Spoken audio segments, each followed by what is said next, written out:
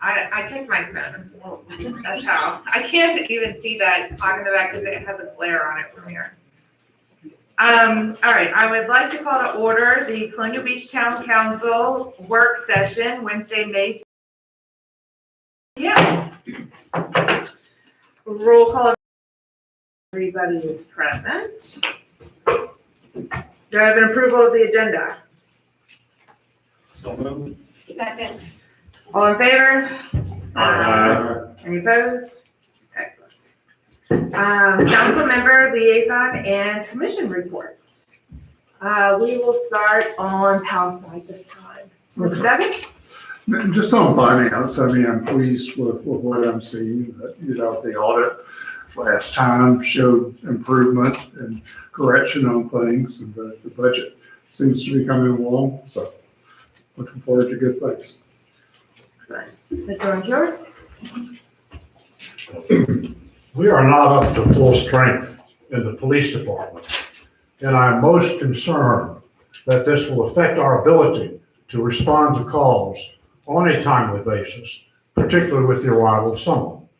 Our current authorized strength of sworn officers is 14, while we only actually have 11 at present. Of that 11 actually, 2 will be graduated and will still require field training throughout the and another one is injured and may, we're not sure as yet, be available for limited duty. We are all aware of recruiting and retention issues with certain town employees, but permit me to suggest this is particularly critical as it affects the police department. We must acknowledge a cultural shift in the public's view of police officers, making a career in law enforcement considerably less desirable. We have a declining pool of applicants at the same time that senior police officers are retiring early, creating a record number of vacancies. The point is that we are an extremely competitive marketplace at present for qualified recruits, with the prospect that this marketplace will continue to constrict. Our police department has 3 slots on hold for the July Academy, which will be the last one of the calendar year. And at this point, only 1 qualified applicant for 3 slots. It takes about 8 months at a cost of over $40,000 to put a fully qualified and functioning police officer on the street. Once so qualified, they can go to any state or local enforcement agency under VRS with no loss of agencies, which apparently is what we've been doing. We must come up with a plan to retain our police officers. And this, in conjunction with salary review initiatives that I understand are currently under consideration by HR. Okay. Finally, I have received a number of comments, and I welcome and complaints, particularly regarding noise, speeding, and beach regulations. I will be working with the chief to increase police presence and to enhance capabilities to the extent that resources are available. We will also be looking to augment that presence by the use of park and back who will look to assist citizens and visitors in gentle regulation compliance, and Kenny will go into more detail on that later. Any questions? Very clear, thank you. Ms. Robinson? I spoke to Dr. Turner today, and of course, their meeting's not until next Wednesday. But he said that SOL testing is continuing. Obviously, the school year is almost over. That's hard to believe. And they're preparing for graduation. So. Ms. Upsala, Dr. Upsala? Hi, I have a report from our NGOs. The Alliance of Colonial Beach Community Organizations, which is a group that coordinates all the NGOs together, has welcomed some new members. Bucky Dorr with the James Monroe Birthplace, Beth Collins representing Guadalupe Free Clinic, and John Jeb Beckner with Colonial Beach Village. Bobby Duke, new director of Parks and Recreation, attended the Alliance meeting, introduced himself, and explained the priorities of the department and took questions from the Alliance members. The desire for a reciprocal, supportive relationship was voiced by all. Governance document was approved.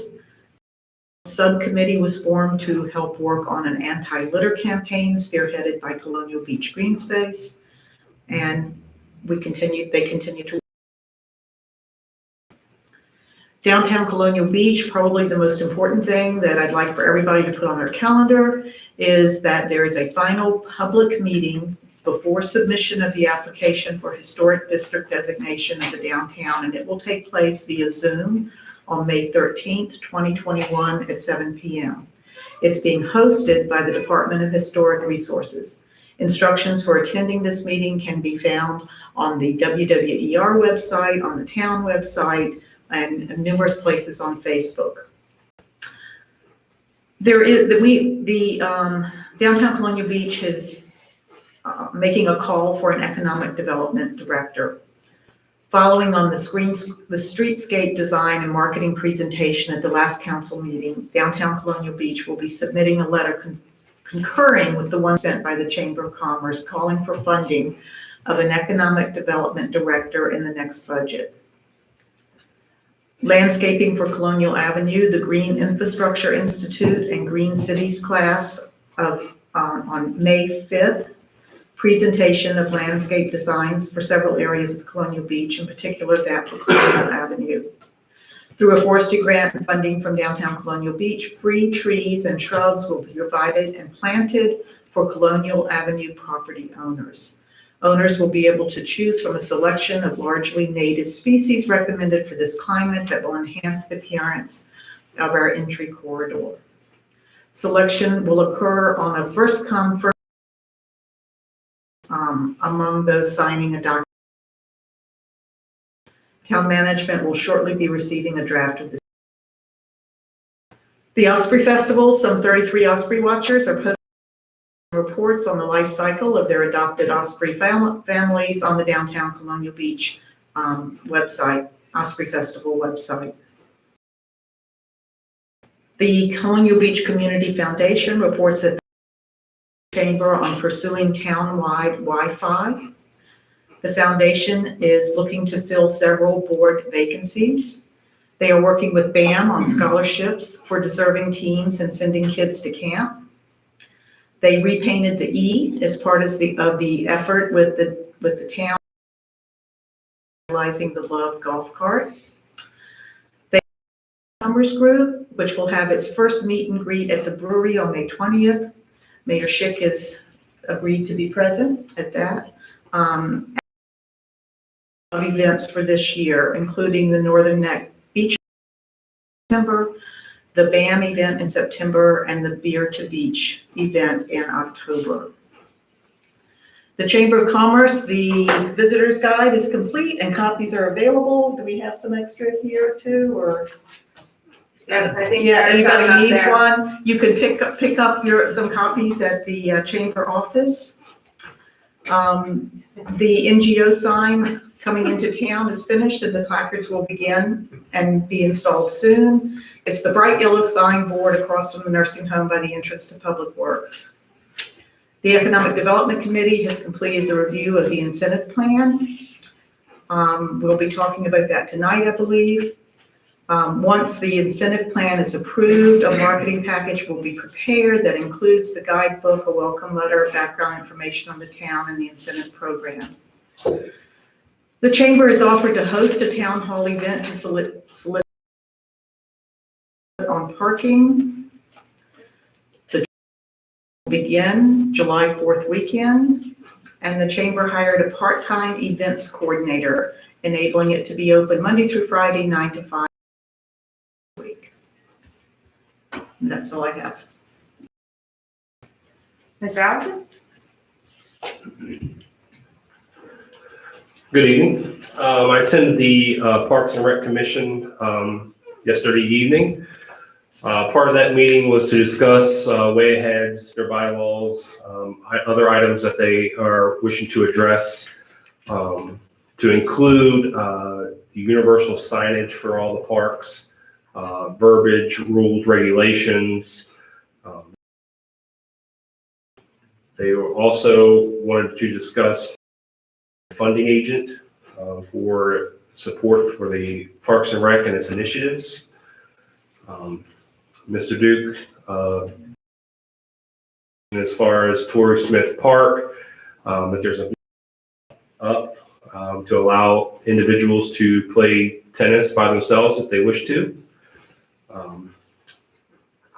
Other parts of that were discussed as whether or not the Parks and Rec Commission could have their own social media platform, whether it be an individual website or Facebook, to proceed with that so they can get information out to individuals, either social media or the websites.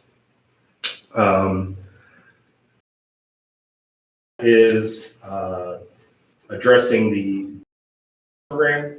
So we had the Beach Ambassador program last year. And talking with Councilman Tom, we discussed ahead with having that again this year. I'd like to propose that Mr. Duke kind of spearhead this effort as part of the Parks and Rec department or director.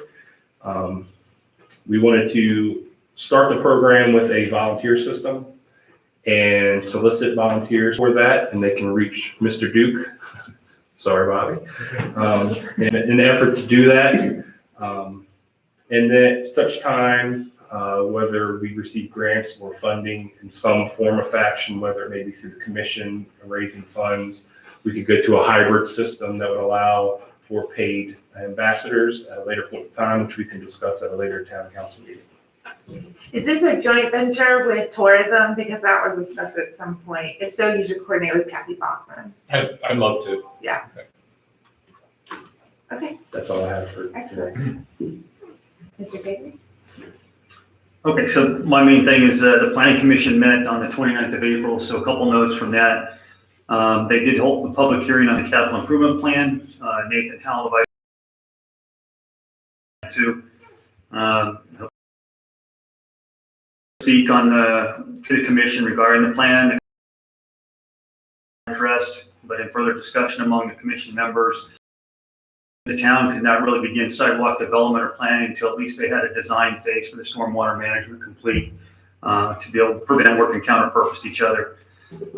Naval Support Activity, South Potomac presented a command brief, so their community planning liaison officer, Thomas Hastings, showed up, gave the presentation, pretty much the same one we received. Of note was his emphasis on a program, the REPI program, which allows the communities and the base to work jointly. Again, I brought up the water tower and So you mean the range tower. range tower? Range tower and the erosion up there.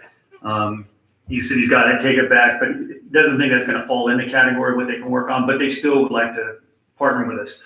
He also mentioned that several communities out there that surround Dahlgren bases and their sub bases have established ex officio positions on their plan for a Dahlgren representative. He was, in my mind, he was soliciting for a seat to come be invited permanently here to our planning commission. He's got a back. I certainly see no reason why we wouldn't want to have him present to be able to speak to things that Dahlgren can assist us with in the future. So I'll work with Vicki and the planning commission to further. There was a liaison like 4 or 5 years ago that would, so that's been done before. So that's good. And we'll reach back out to Mr. Hastings and let him know. Mr. Murphy gave an update on the proposed parking plan with the new meters, and the commission is taking a look at that along with future projected parking needs, mainly from an ordinance perspective. Like deem parking in the future is acceptable in the zone. So we've got that. The contract for the comprehensive plan is complete. I saw Ms. Adam Jacobs comment in her staff update to us. We received that forward to VCU Center for Urban and Regional Analysis so they can begin their work. Around time is mid-August to us. And then we'll have 30 days to comment back on it or provide edits to it. So if we can get it sooner than, I'm sure Vicki and them and Kathleen will continue to bug them.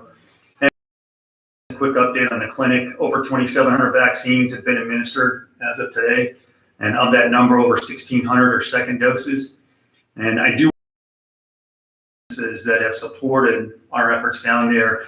And just that came to the top of my head, Denson, 7-Eleven, Hunan, Zoom Boom, Lido's have all brought food, pizza, and then a countless number of citizens have brought in everything from and kind of candy you can think of. Hats, yeah, we had caps made for everybody. And so a lot of the citizens have done that. It's been great. And additionally, with the help of Councilwoman Sel Sullivan, there's been almost $7,500 in donations directly to that clinic for supporting that effort specifically. So Lance wanted me to say thanks to the people of Colonial Beach that have been reaching out. That's fantastic. That's all I have.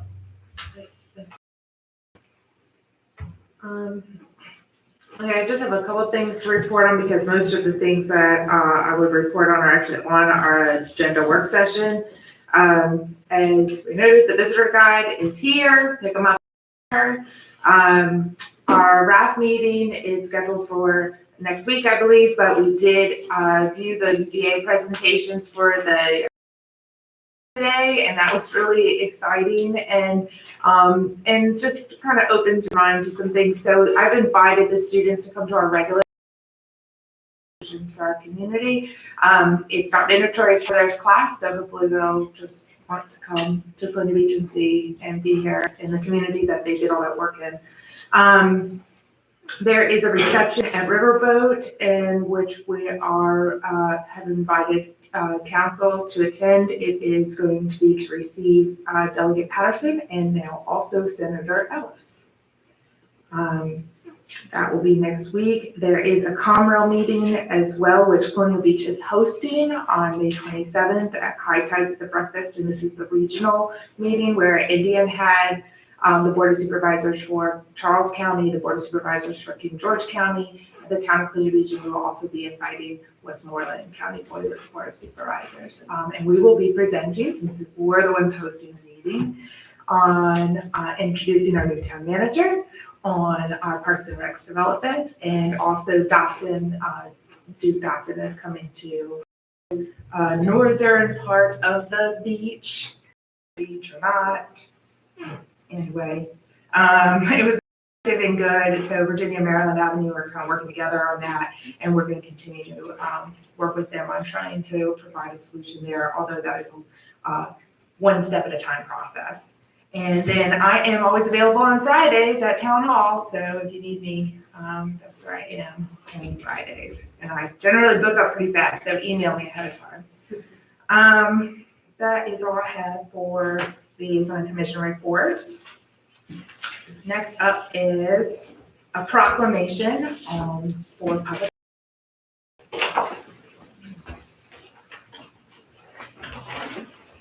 This proclamation reads, whereas Americans are served every day by public servants at the federal, state, and local levels, they are the people who keep our democratic society moving forward.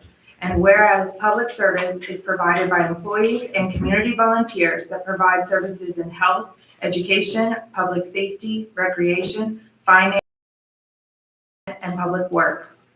Whereas during COVID-19, have continued to provide essential duties through the town and maintain the continuity of our local government. And whereas the town council and the mayor ask the citizens of the town of Colonial Beach to join them in recognizing and celebrating the contributions of time and talent of the public employees and community volunteers services to the public. Now therefore, the town council of Colonial Beach at a meeting held on May 5th, 2021, do hereby proclaim the week of May 2nd through May 8th, 2021 as Public Service Recognition Week. Volunteers for their dedicated contributions to the town.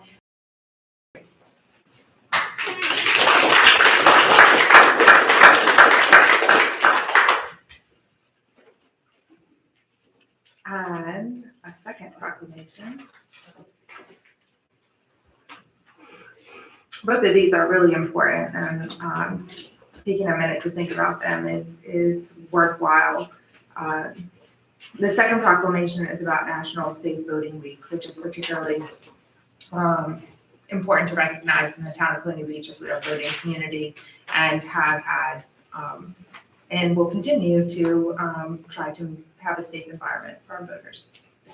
During National Safe Boating Week, May 22nd through May 28th this year, the U.S. Coast Guard and its federal, state, and local safe boating partners encourage all boaters to use waters responsibly. Safe boating begins. The Coast Guard estimates human error accounts for most boating accidents and that life jackets could prevent nearly 86% of boating fatalities. Through basic boating, emergency distress, and communications equipment, attending safe boating courses, participating in free boaters, and staying sober while navigating, we can help ensure boaters on America's coastline, inland, and offshore waters stay safe through the season. National Safe Boating to the important life-saving tips for recreational boaters, more fun experience out on the water throughout the year. Whereas in 2020, 21 people died and 21 were significantly injured on Virginia waters. Whereas each year in boating-related accidents in the U.S., almost 80% of fatalities are caused by drowning.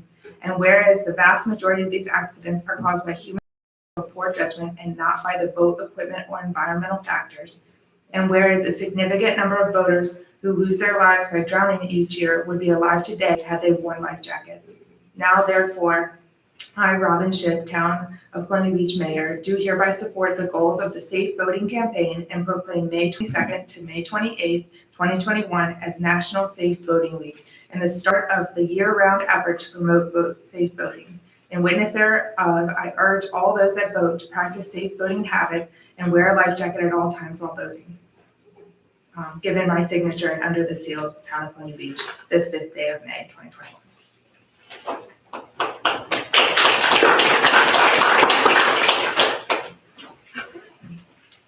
Next up is citizen input. I have a sheet. Just Walter signed up. All And then I have right. 3 emails that came in And to 3. read. Okay. So we'll open citizen input. Walter, 3 minutes, and we have a timer. I love you, but 3 minutes. This is a history lesson on family life. 19, my age is I don't know, I have to go back to my age. At 19, on my age,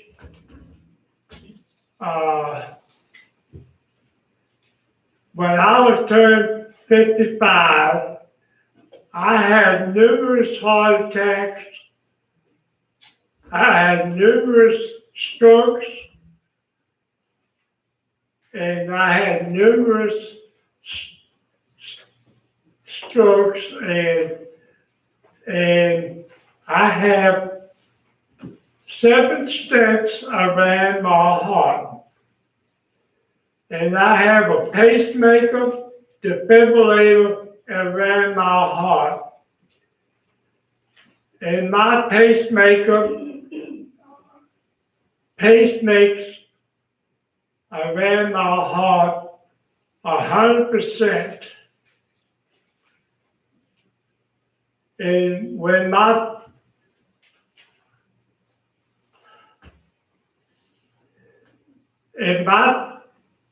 defibrillator goes off, if you were standing next to me, you would feel it. It puts out 50,000 volts. I've only had use of my heart 17%. Stress will kill you in a minute. And that's the conclusion of my story. Thank you, and Thank you, Mark. I'm gonna take that stress part to heart. That's right. Okay, yes, would you like to read the other public comments? Okay, so the first comment is from Mr. Michael Fitzpatrick. He says he is supportive of a 2-hour limit on Hawthorne and on Washington Avenue so that those spaces are available for business patrons versus beachgoers. Until we have a comprehensive parking plan, I think this is the best solution to help support our businesses and prevent those spaces from being tied up all day. Of course, enforcement of this 2-hour limit will be essential to ensure that it is effective. Signage should be improved so that it is clear that beachgoers must use the town lots designated for longer-term daily parking. End of Mike Fitzpatrick's. Second one is from Mr. Joe Kelly. He states, I support 2-hour parking on Hawthorne Street. I also have additional comments as follows. Merchants on Hawthorne, Washington, and Colonial should be allowed to have 15-minute parking immediately in front of their businesses for pickup and drop-off needs. Consideration should be given to 2-hour limits on Washington and Colonial Avenue as well. We should add highly visible signs at the various pay stations to highlight and easily explain the basic parking rules. For example, I saw this sign at all pay stations on a recent visit to another beach community. I have it.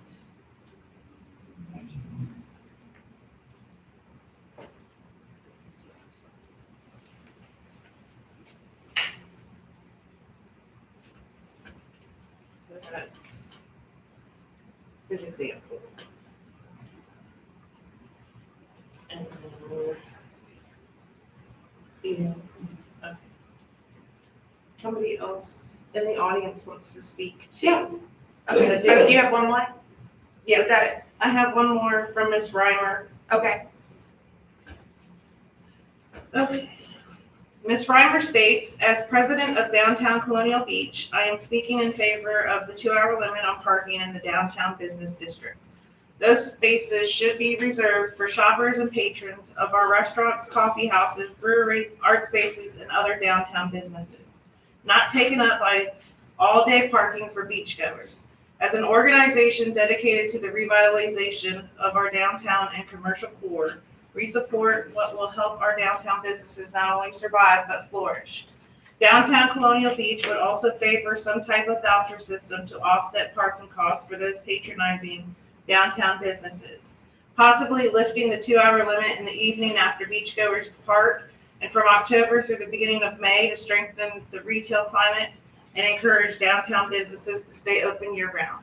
Additionally, we would favor further alleviating parking difficulties in the future by building a well-designed, preferably green, multi-level parking garage within easy walking distance of the downtown. That's the end of Ms. Rogers. And then we have Mr. Paul Sheehan. Sure, yeah.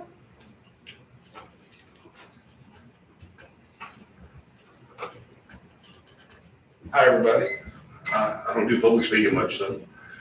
My name's Paul. I'm starting up a neighborhood watch in town. Try to steer some meetings with some of you, the new town manager. I'm going to be talking with other people later. I appreciate what everybody's been trying to do with the town. I hear you about parking and parking permits and paid parking and enforcing that. I hear you got some ambassador for beach program starting, something like that. I appreciate that. But you need to get out and talk to the people in the businesses and the communities. We're worried about the drug dealer at 3 a.m. that's selling crack or whatever they're selling in front of my house or my neighbor's house. We're worried that we see the police parking, handing out speeding tickets, but they don't patrol the neighborhoods. I spent all day today talking to businesses up and down Colonial Beach. They don't see officers come in and talk to them and ask them how they're doing. They don't see officers come in and let them know what's going on in the community. Golf carts being stolen, houses being vandalized, property being broken into. Instead of worrying about your financial situation, you should probably be worried about what's going on in the town with the community. I spent all week talking to the community. Not putting stuff on Facebook, I've done that, but actually knocking on doors and talking to people face to face. Go down to the real estate place right here, Colonial Beach Real Estate. That man hasn't seen an officer come in there and tell him and check on him or see anything from anybody in this town in a very long time. Westmoreland County has gone in there and talked to him. Colonial Beach Police has not. We have a town police department. That town police department needs to support the town. I understand they're doing a lot of work, and I understand they're short-staffed. They need officers. Get them officers. If they need more training, get them training. You have an entire community here worried about other things than the financial situation of how much a parking meter costs or where somebody's going to park at the beach. I saw your video on Facebook. You're picking up trash in Torrey Smith Park. I did that too. I live in this town. This is my community. I've been here 7 years. My house has been vandalized 3 times. You know why? Because we call the police on every drug dealer on the corner. And it's fine. It's fine. We need support from y'all. We don't want to hear any more about taxes or revenue that you need. Talk to the people in the town. Walk around. The ladies at the. Is it 3 minutes? I'm sorry, sir, we do that after 3 minutes, but thank you very much, I appreciate it, and we will follow up with you. Thank you. I appreciate it. Mr. Sheehan, I just need a phone number and an email. Yeah, I'm trying to set up meetings with.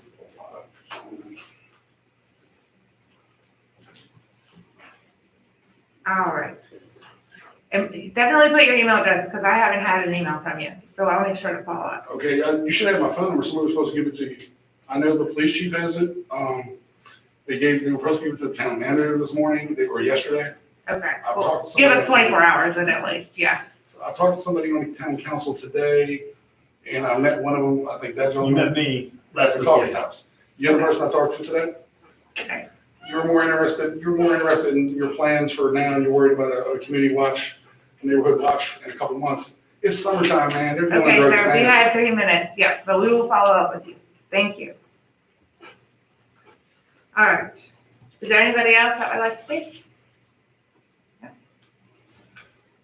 Next up, update economic development incentives. Thank you.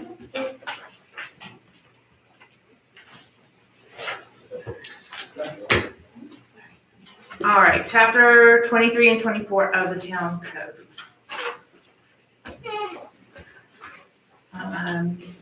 Do you want me to introduce it, or you want to introduce it? It doesn't matter, do you want me to sort of, I can. Yeah, why don't you recap it, and then I'll go from there. Right, so back in, when I looked at my records today, I think it was January, February, this issue came up about the economic incentives.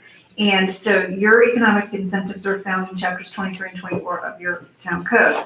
So we started there, of course. In looking at the state enabling legislation and then what you had in 23 and 24, they were very similar. So we basically what the recommendation, and it's just a draft recommendation. I mean, you may want to keep them separate, but our thought was that they could be combined. And in addition to that, we added possibly just as for your consideration and just food for thought, another an economic incentive program as well. After that was provided for your consideration, our town council, then you had some other issues I know that took precedence. And so while this was being considered, the question was asked about Wytheville, town of Wytheville, and the fact that they had some economic incentives. So we pulled those, provided those to you as well. Some of those seem to relate to rehabilitation tax credits, which go to real estate. And I mean, it's not that they're a bad thing, but it's a little bit different from economic development related incentives in that they tend to look at or focus on blighted properties and the rehabilitation of blighted properties. So a little bit different purpose, but incentives nonetheless. So they are not in your current draft. I sent a brief note Monday, I guess it was, basically saying, I left our draft, Sands Anderson draft, like it was because the inclusion of additional incentives or the deletion of anything that we may have included, those would be policy determinations for your ultimate decision. So however you want to tweak this or fine tune it, what we've tried to do is start with a template that was pretty much what you had, combining it. That was really just in large part an organization exercise, but it started because you also had an arts district and that was deleted. The enabling legislation was repealed at the state level. So that we recommended come out for obvious reasons. It's basically sort of has to. And in the process, combine the other ones because the requirements, the rules are very, very similar. So it kind of made sense to us anyway. But again, if you want to leave them separate, that's fine. But that's what you have in front of you is our draft, some other detail that sort of made its way into the conversation.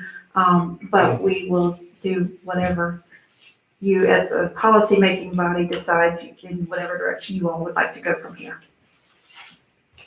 Okay, so, basically from that point, Vivian sent a clean copy from the attorney side, which was really clean, as in probably still lacks some clarity in as far as what the actual incentives and were going to be. And then the EDC, so Fitzpatrick and I met, and he collected information from the chamber members and from EDC members and things like that, kind of compiled all that. And we were in really agreement about all the points that they went through. So I took Vivian's document, kind of added in the EDC conversation that Fitzpatrick and I had together. And then that's what is, I think, on everybody's desk at that point. So I want to walk you through them, and this is a little tedious, but it's important because I need feedback and input about where I think we are on this, and just to make sure everybody's has some consensus. I don't feel like it's ready to go to public hearing yet because I would like the staff department heads to take a look at how this affects specifically finance and Kathleen's office, since one of the very first things I'm going to point out is that it is managed by the Director of Planning and Community Development. So, yes, I know, I see you smiling underneath it there. It's like Bobby getting a sign, everything over here too, right? Okay, so we'll walk through the highlights, if that's okay with everybody. If you have questions as I go along, you want to interrupt, just let me know. First is that it was called just technology zones, Article 2 technology zones. I think it needs to be called technology, tourism, and economic revitalization zones. Then under business incentive application, the definition of this includes that it's, this application is held in the planning department. It's reviewed by the planning department, although it is also available at the town manager's office. So this is sort of an interesting question about where do we want this to sit? Is it sitting in the planning department? Is it sitting in the town manager's office? Any feedback on that? I don't know.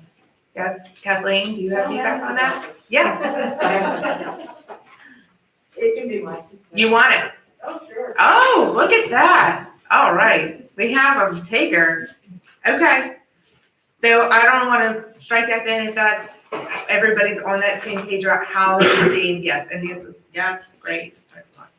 I also added a definition of back called that arts and culture organization, which was in the old code. That arts and culture district got nixed, but I think we still want to pull that through into this new incentive program. In case anybody's confused out there, what this is a town code incentive for business and growth. So when businesses grow by employees, and we're gonna add some other incentives, or by hours, right? So we would like people to be open more often and longer hours, then we can provide some rebates, some tax rebates for them, right? So that's what this is about. So I added that arts and culture organization definition back in. Not that I'm particularly fond of the exact definition, I just cut and paste it back in to follow it through. Then on the next piece is the maps. So the maps, if you're not familiar with what the maps are right now for these zones, they're really old. And there are 3 pages of these zones, and they're basically every identified business that was at the time that the map was drawn. So that's not relevant right now because some businesses exist that are not on this map and some businesses don't exist that were on this map. So the maps need to get updated.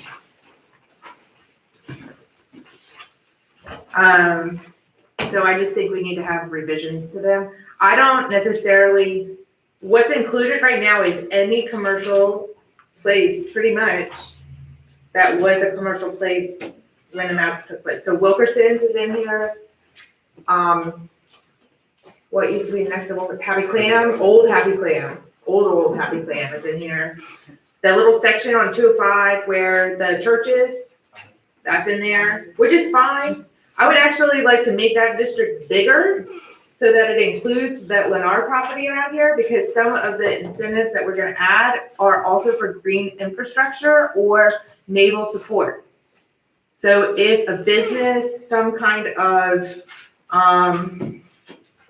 office center wanted to go back there, like an office park or something agricultural related to green infrastructure wanted to go back there, then this would apply to that.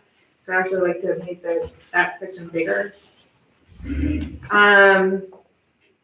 Colonial Avenue is included, Washington Avenue and the entire historic district is included. And then my house is included because it used to be a B&B. It's not a B&B and I don't need this incentive program. I'm not to say I don't need it. I need all the help I can get every day. But I think that also the Bell House is included on here because that was a B&B and that's not a B&B anymore. So I think maybe some things like that need to get removed off of it. Otherwise the marinas are on it and I like that and that EDC likes that too. So I think we should keep the marinas. Okay. So that's the updates to the map. And that is related to the technology and tourism zones. Now there's a third zone called the economic revitalization zone. And in that zone, we do not have a map yet because it's never existed before. But I would like it to align with the map. Let's see, I know I have it here, up here somewhere, there it is. With the enterprise zone. So Colonial Beach has an enterprise zone.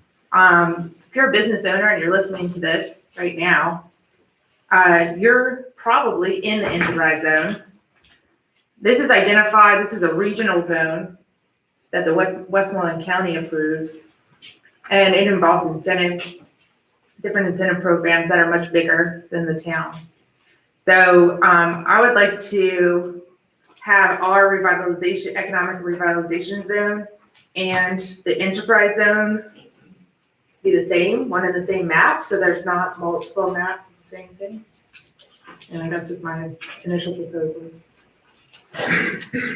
And then one of the things I talked about with EDC was that we don't talk about the fact that these other incentive programs exist, they're out there. And even though they aren't local programs, maybe this is a place that if somebody was looking for how they could get some help if they were starting or expanding business, that we should mention that. And so I just put in these zones are local incentive programs in addition to regional enterprise zone and historical tax credit programs, which are offered by their respective authorities. Just to kind of highlight there are other things that maybe you should Google out there and maybe we can help you with. And I think the EDC is going to help with getting this business packet together, like you talked about, Karen, where they're going to help connect people to other programs that aren't just the town's program. Okay, I'm moving right along. Everybody with me still? All right, I'm on economic revitalization zone now. So now we've talked about definitions. We've talked about the zones, maps, their physical locations. Now we're gonna talk about each zone and eligibility and what you really get for that. The first is this economic revitalization zone, which according to your note, Vivian, in your packet, was about incentivizing rehabilitation of blighted coastal areas. No, that was the real estate for blighted areas, that related to some of the other code sections that I added in because Wisdom had been brought up in the conversation, and they included some of those things. Both the blighted area, real property tax credits are not, which are rehabilitation tax credits, they are not in your code, nor are they in the draft. But that entered into the conversation because the request was made for us to look at with them. Okay. So they're not in your draft, but I provided you the I agree. enabling legislation and the code, the relevant Okay. code sections. So the Just so economic, you would know, right, but the economic revitalization zone, that's something different. That is for economic, well, that's for properties that are targeted for economic development and, I keep getting ahead of this, I'm sorry. That's for, rehabilitation maybe, but the, purchasing or renting and the refurbishing of property and then putting a business there. so I'm sorry, those words meant the same thing to me. But, well, the rehabilitation tax credits, that could be just buying properties that are falling down and sprucing up neighborhoods and living there. Like, you could get it just because it's your personal residence, which has nothing to do with economic development. But it's called an economic revitalization zone. We didn't, that's in your draft that we provided to you is the economic revitalization zone. The other stuff, the rehabilitation tax credits, that's something different. It's not in your draft. It's not in your draft. But I provided you information about it because a couple months ago, I believe you had requested information about what you had brought up Town of Withville. Yeah. And that's something that they're doing. But I haven't inserted it into your code. But I gave it to you because you asked about Town of Withville. So what I'm trying to do is put in the notes that you had and the notes from EDC, blending them, bringing them together into the code. And this economic revitalization zone, from what you gave me, doesn't say anything. It just says there is a zone, things are eligible, they can get stuff. Yeah, and that's pretty much right out of the Code of Virginia. Right, That's so what we've I got gave to you. define that. Yes, Yes. you So can, that's what I'm trying to say. yes, you all, and those are the policy determinations that you can make, reduce permit fees. You can say there will be no permit fees. You can say it will be half of what everyone else pays. You can, Okay, whatever you All want. right, hold on, because we're just talking about eligibility right now. Okay, so what is eligible in this zone, right? And so that's my question to pose is eligibility, that you bought a property and improved it? Is it that you increased a property's value? Or what is eligibility? Eligibility is where you draw the map. You can just, Yes, like if well, you have a obviously, 3-block radius. if you're in this zone. Yep. Now, say that. you also must do something. You can't just be in the zone. So is the word commercial the key piece that's put in front of it? You say a property, but you describe it as a commercial property. I don't know. This is a I mean, work that's session. I'm kind of trying to how- bounce this That's stuff what you're saying, around. rehabilitation of blighted commercial areas in keeping the county mission. So it can be distinct, I think, from just something like a home. It might be, you might have zones that, our current zoning allows for commercial residential, but we're talking about commercial properties specifically, a business that gets established or a business that gets bought and turned over. Sure. So that's why I think your definition here. I is- viewed it as a commercial. Yes, and I think having commercial Incentive. in front of the word is the way to delineate it from somebody's private property, citizen's property. Okay, I viewed it as a commercial incentive. Yes. Is there any, I mean, from the way that it's written, wouldn't we want to incentivize revitalization of all properties, whether they're commercial or not? So the district cannot be the entire county. It can't. By state. But aren't there residential areas that need revitalization that we could include? Sure. So that's the question. I'm not necessarily saying that I think it should be limited to commercial. If someone wants to come in and fix up. Okay, how so, we have This properties that ordinance are is Going about down. commercial. And they so want to fix I, it up and rent it out or Right. whatever.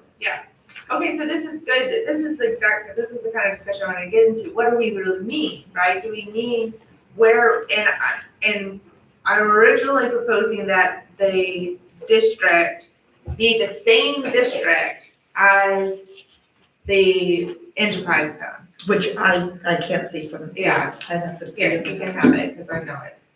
Here you go. It's 205 Washington Colonial Downtown. And there are residential properties in there Yeah, that could be revitalized, okay. right?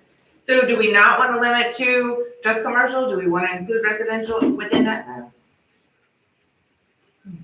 I think Yeah, no, but I'm not opposed to somebody having incentives to Revise or rehabilitate the residents.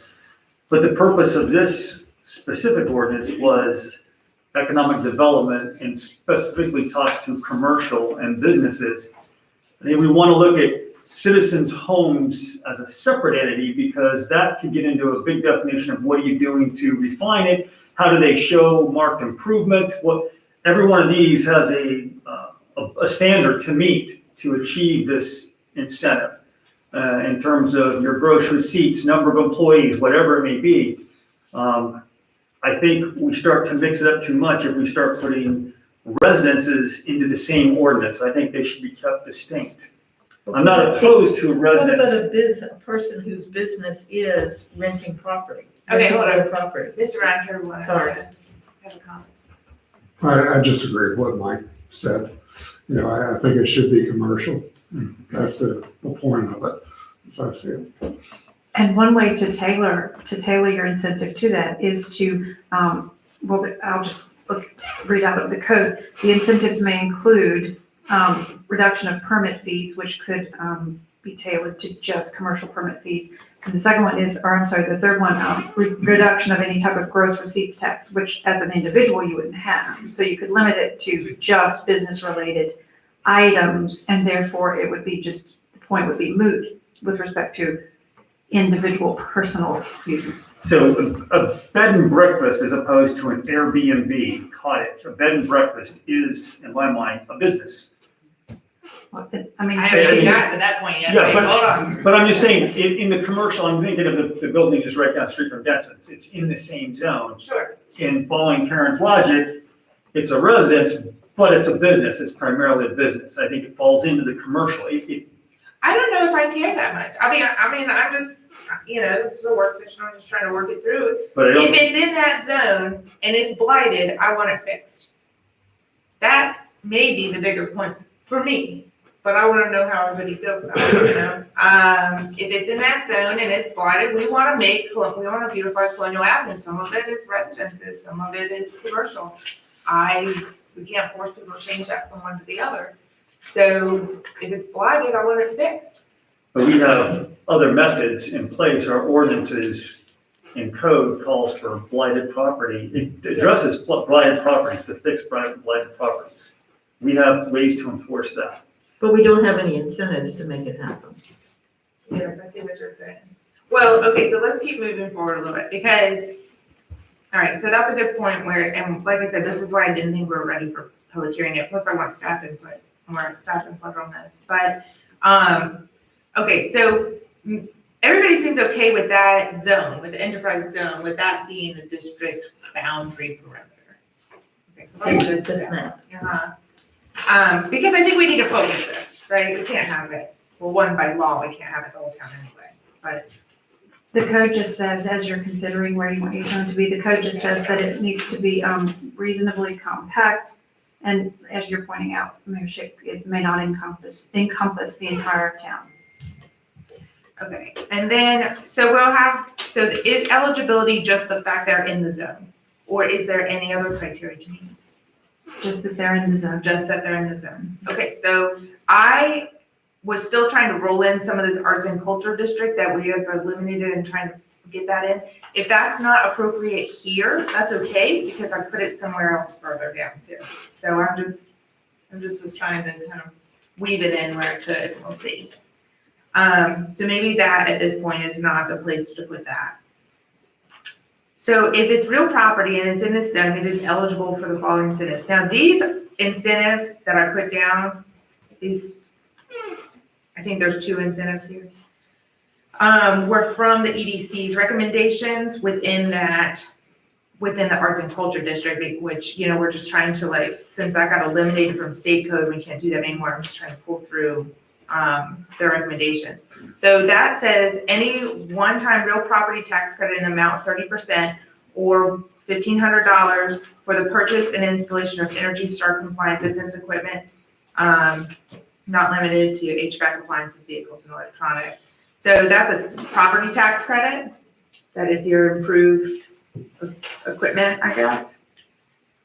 And then a one-time business personal property tax abatement of 40%.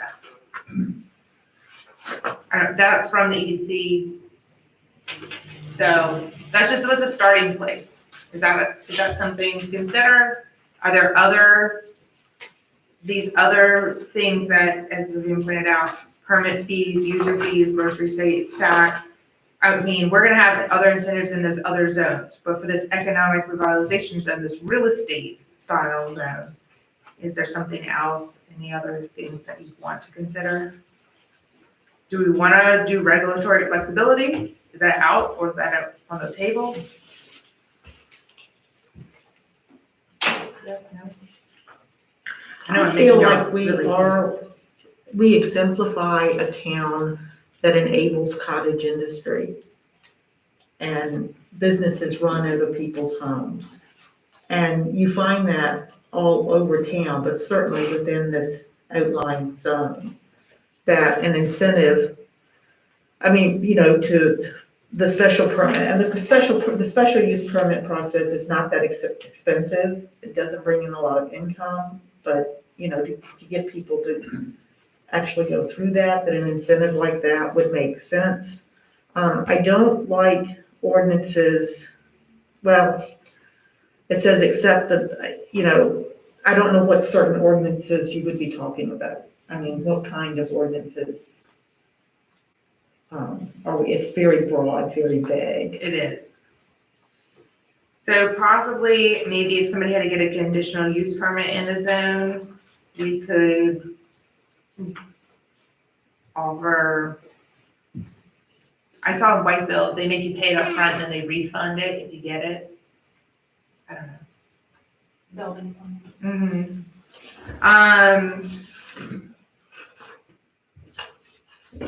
I didn't include gross receipts tax in this as an incentive because it's in the other zone. And I didn't include permit fees. That would be like the cup. Right, so this is something also for finance to kind of consider too, how these things can affect us.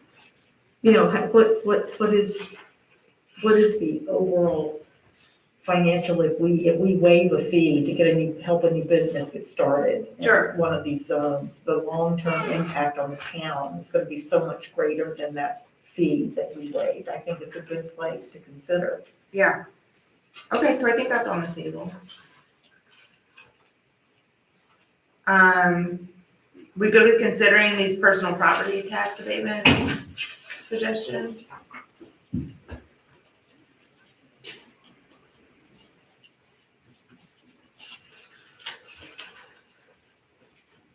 I wanted this to come somehow be related to, I guess I need eligibility to be dependent on the fact that some kind of improvement has been made.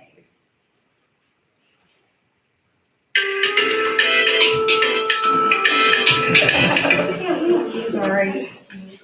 That's my alarm that says I have to do my exercises. I need to turn it off. We all have to do our exercise. Okay, we're still working on that part. That's okay. I'm gonna keep moving forward. This is why this is at the work session. And I want people to stay awake. All right. So when we move down, let's move past the rehabilitation part. Let's move to technology businesses. So a couple of things, and this is from the EDC, this is from the collaboration, is we would like them to expand gross receipts by 10%, so we've lowered that bar a little bit, and increase their full-time year-round employees by 2 positions over a 2-year average. So if you create 2 new jobs, then you qualify for this incentive, right? And we would like to include a couple more people than just the technology people that were previously listed, and that would be businesses that support government agencies, which would be that Dahlgren connection, and businesses that support green energy, okay? And then, and I don't know if this is the right wording for this, but something to do with health and wellness facilities. The name of the zone is technology, but I would like to put health and wellness in it. Because we want to incentivize these medical services. So somehow can medical services qualify under that zone? Vivian's gonna check the legal on me.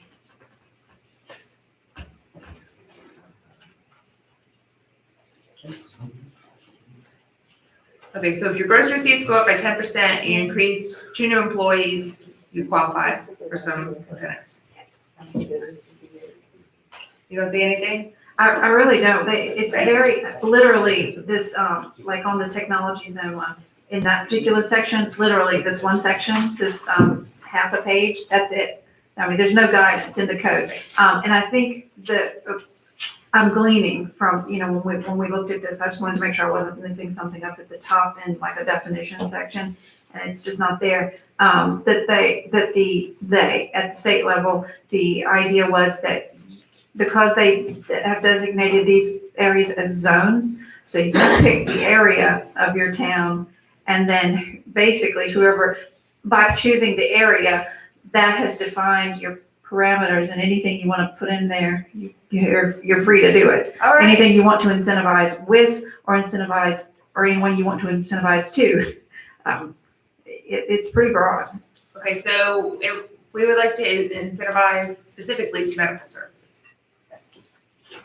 If they're located in the zone, that's the key, the key is drawing your zone. Yes. That's updating these maps is all. So could you just change the qualified technology and wellness zone of those businesses? So you don't necessarily make it all technology? Technology and medical? No, it doesn't even have to be that medical. We need all kinds of health departments. Well, I was just trying to define it so that Sure. people looking for it, I think it has to be No, called we're- a technology zone by state code. I would tailor it there, then you don't bring on problems to yourself. I would tailor it and follow this, it would be my suggestion. Mr. Mike, Mr. Duggan may disagree.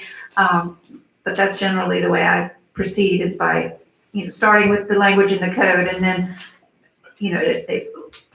broadening it as permitted. And the way I see this technology zone versus the tourism zone is that in tourism, we're gonna have some flexibility with seasonal operation. And then in the technology zone, we're talking more about full-time jobs. And the technology zone, just so you know, as you're going down this process, the incentives under the technology zone are allowed for up to 10 years. The incentives under the tourism zone are allowed for up to 20 years. Yeah, we're not incentivizing that far out. That's a little Just extreme. another little distinction and a reason to keep them separate, but yet we put them in the same chapter just because it's all this. And the other reason, just so you know, that I thought to combine them into one chapter is that when you have people coming, developers or folks, small business folks, when they have to look at 3 and 4 and 5 different chapters of your code, that's when things get missed. But if you can, it's helpful, it seems to be, when we go around the state, when you can consolidate. So that was the other reason we sort of combined it. And does the state code define technology? No, it doesn't, not in this context. Okay, so is there any objection to adding in businesses that support government agencies, that support green energy, and that support health and wellness? Okay, great. All right. Then as we go through, the next section is tourism, the tourism zone. All right. So in the tourism zone, what qualifies you is 10% income increase in gross receipts and increasing 2 full-time positions over a 2-year average, or expanding operations to greater than 200 days or 1,000 hours of annual service. Because, see, here we're addressing businesses that are not open consistently enough throughout the year in order to offer a job that somebody could really, sustain on, right? So we want them to have our employees, we want them to be open longer. And then, I'm just throwing this out. Yep. So a business that's now open 199 days, could open for 200 days and take advantage of this. with a 10% increase in gross sales and if their gross receipts increase and their hours of operation increase, then they would qualify. So I need to know where the commas go. So it has to be an increase in gross receipts and an increase in either. Right now, it's increase in receipts or expands its hours of operation greater than 200 days. So increase in gross receipts. You definitely have to have more gross receipts, and then you can have more employees, or you can be open more often. Because if you're open more often, then you're giving your employees a more substantial wage over the course of the year. See, I don't want you to be open 3 days a week, all of a sudden you got 10 employees, and you're only open 2 months out of the year, right? This was the EDC conversation that we both had. I feel like I'm just trying to kind of combine it into this. But so right now, there's 2 qualifiers.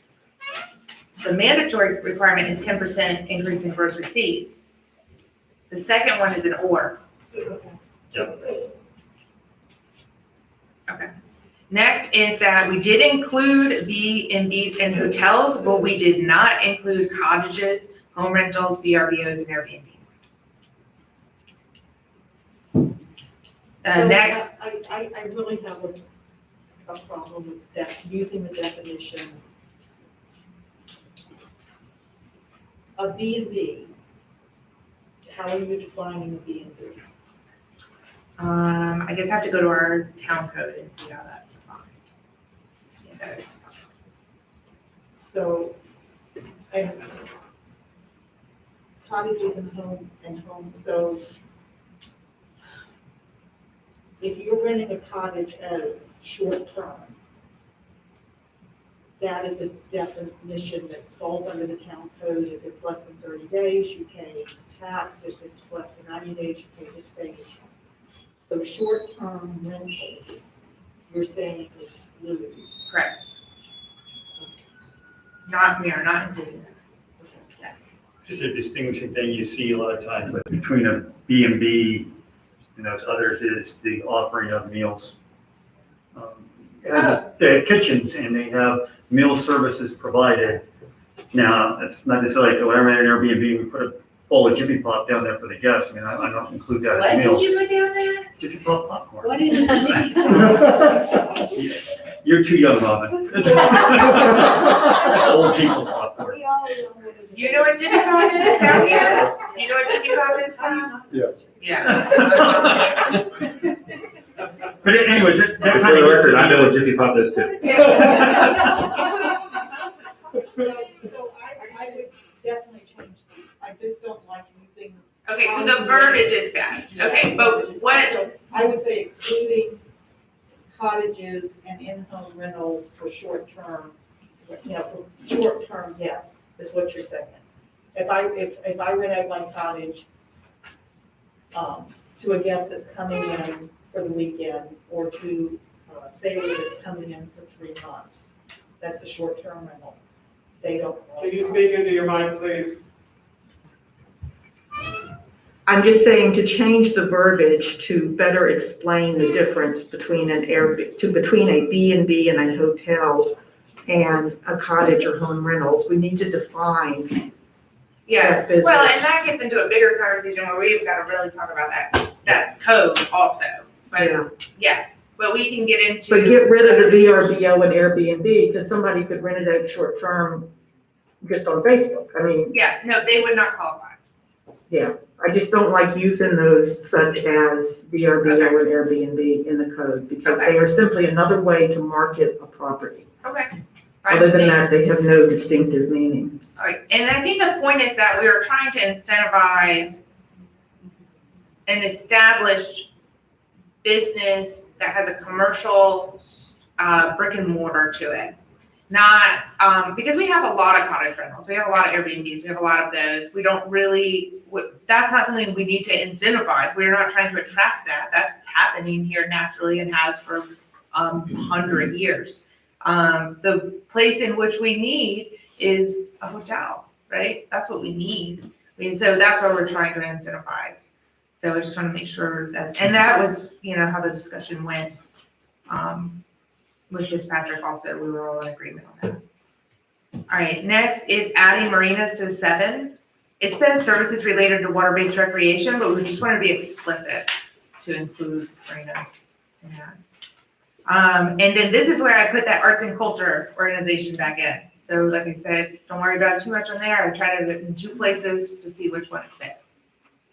So maybe here's a better place. Which I think makes sense because it's tourism related. Okay. Now, what do they get, right? They're in one of these zones, they meet the expectations here that we're asking.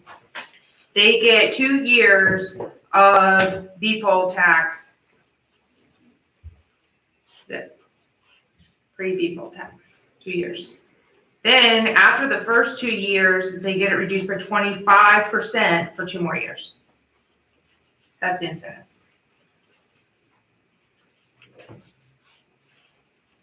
And then there's any other incentives as negotiated and approved by town council.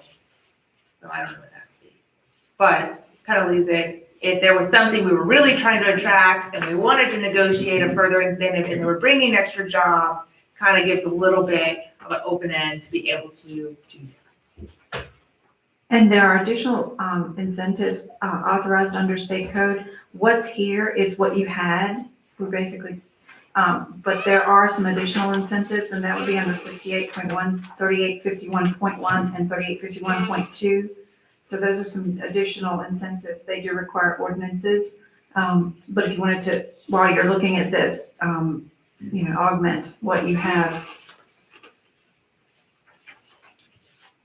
I know you gave me all of that code.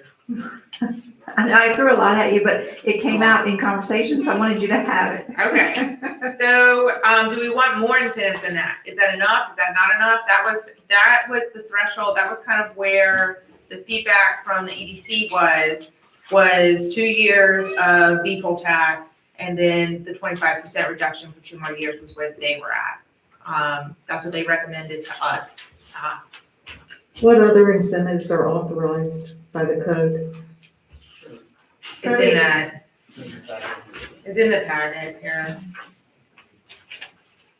Overwhelmingly.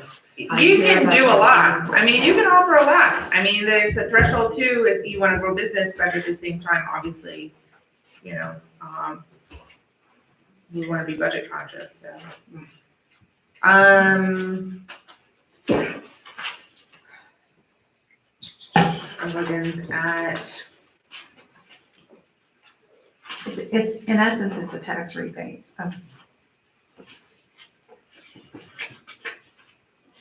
From taxes that are generated on revenues. yeah, It's gross receipts tax rebate. well, that's what the B poll tax is, right? Yeah. And then you could also rebate like, zoning fees, if you wanted to add that in.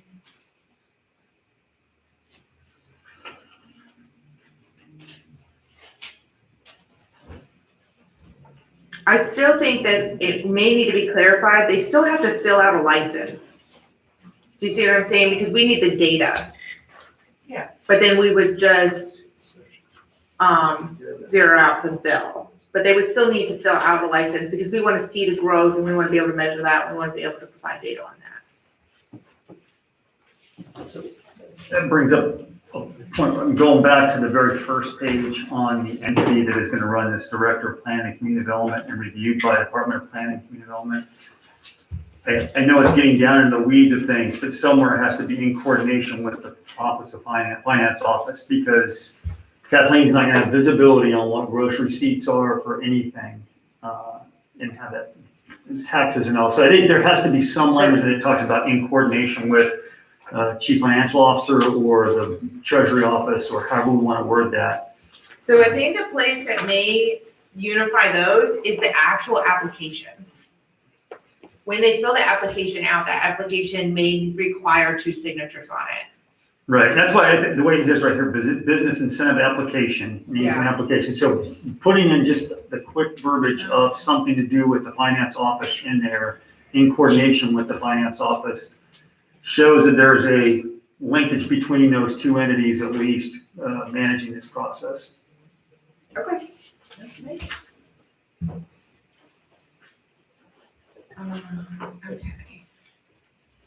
And so my next question is gonna be to get some examples of what the application for this thing looks like.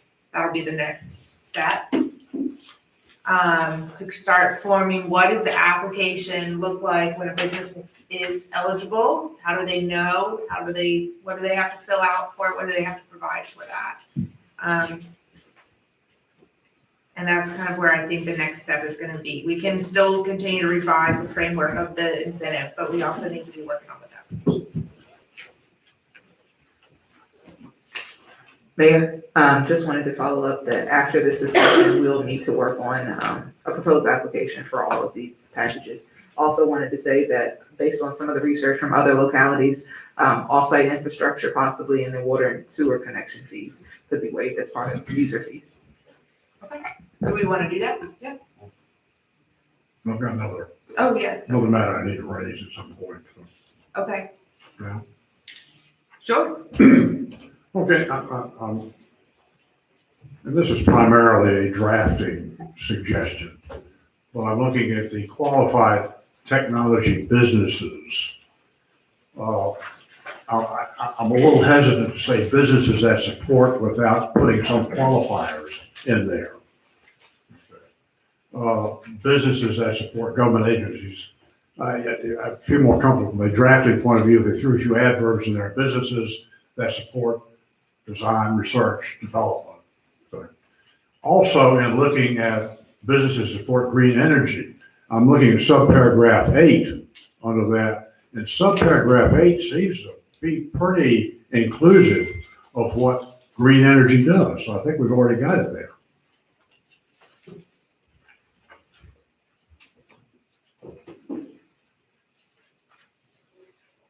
Maybe, or even use. So it says research, design, manufacture, and development of alternative energy, maybe in use of alternative energy. I see it pretty Okay. much encompass what I believe most green energy folks do. I see Tom's point, just saying a business that supports green energy, they can just put a sign that says, we believe in green, and then they qualify, they support it. Right. But I think the wording in 8 is pretty sufficient. I'm hedging on the verb support without qualifiers. Okay. I like that. All right, so we're adding some qualifiers to the government agencies, and then we think the green energy is kind of covered in 8. Although I'd like to add in one more qualifier in that, just to broaden that.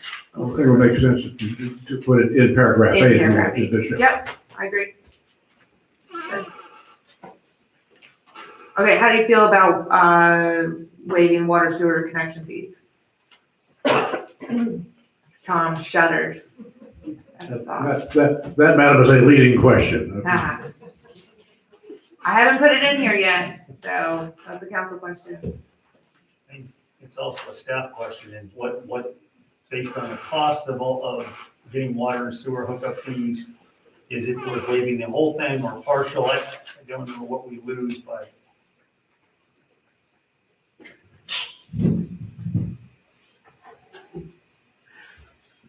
And I know that this has probably been done elsewhere.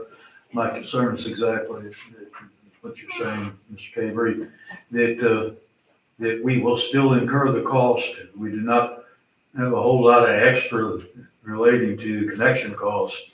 And if you will maintain still the same cost with no return,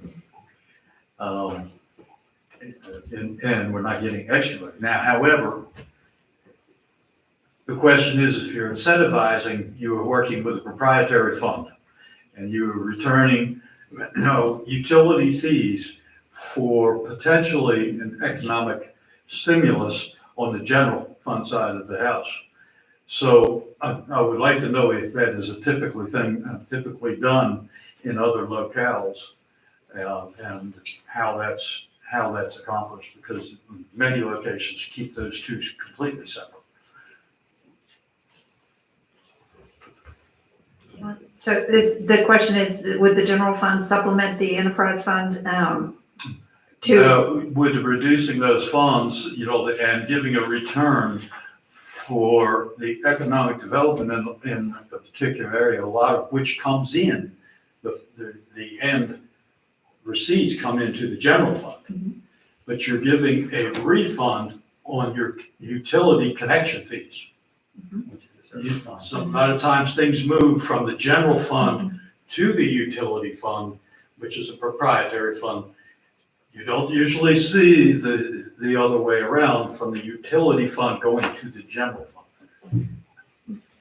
Well, in this instance, it would be the absence of a collection of a connection fee. And at the end of the day, if there were a deficiency or deficit in the utilities fund, yes, the general fund could be used to supplement, and if need be. I mean, and in many localities, that's a regular occurrence. I won't say there's any norm across the state, but in many, especially small localities, that's a regular occurrence. Every single year, the general fund has to supplement the utilities fund, just because there are not enough users, there's not enough population density, for example.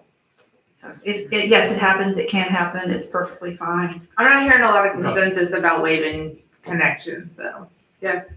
Wouldn't it make sense as a practical matter to leave this off the table until we see how the rest of this works? Yeah, sure, that's fine. Yeah. Also, wouldn't it fall under any other incentives that are approved by town council? If we had somebody come in that wants to do a nice big structure and they're negotiating things, and one of the things might be a connection fee, it would give us the ability to do it on a one-on-one, yeah, case-by-case basis. Fine with me. Okay, so we're leaving some flexibility, we're not explicitly waiving connection fees. Agreed. All right, I got consensus on that, I think. Yes. Okay. I think that concludes all I have for that right now. Stay tuned for more. It's gonna get more exciting. It's not, it doesn't get that much more exciting. Okay. So we're gonna keep working on that. We're gonna get some staff input. I think we're looking at a June public hearing for the regular meeting in June is when I'd like to have cleaner copies of this.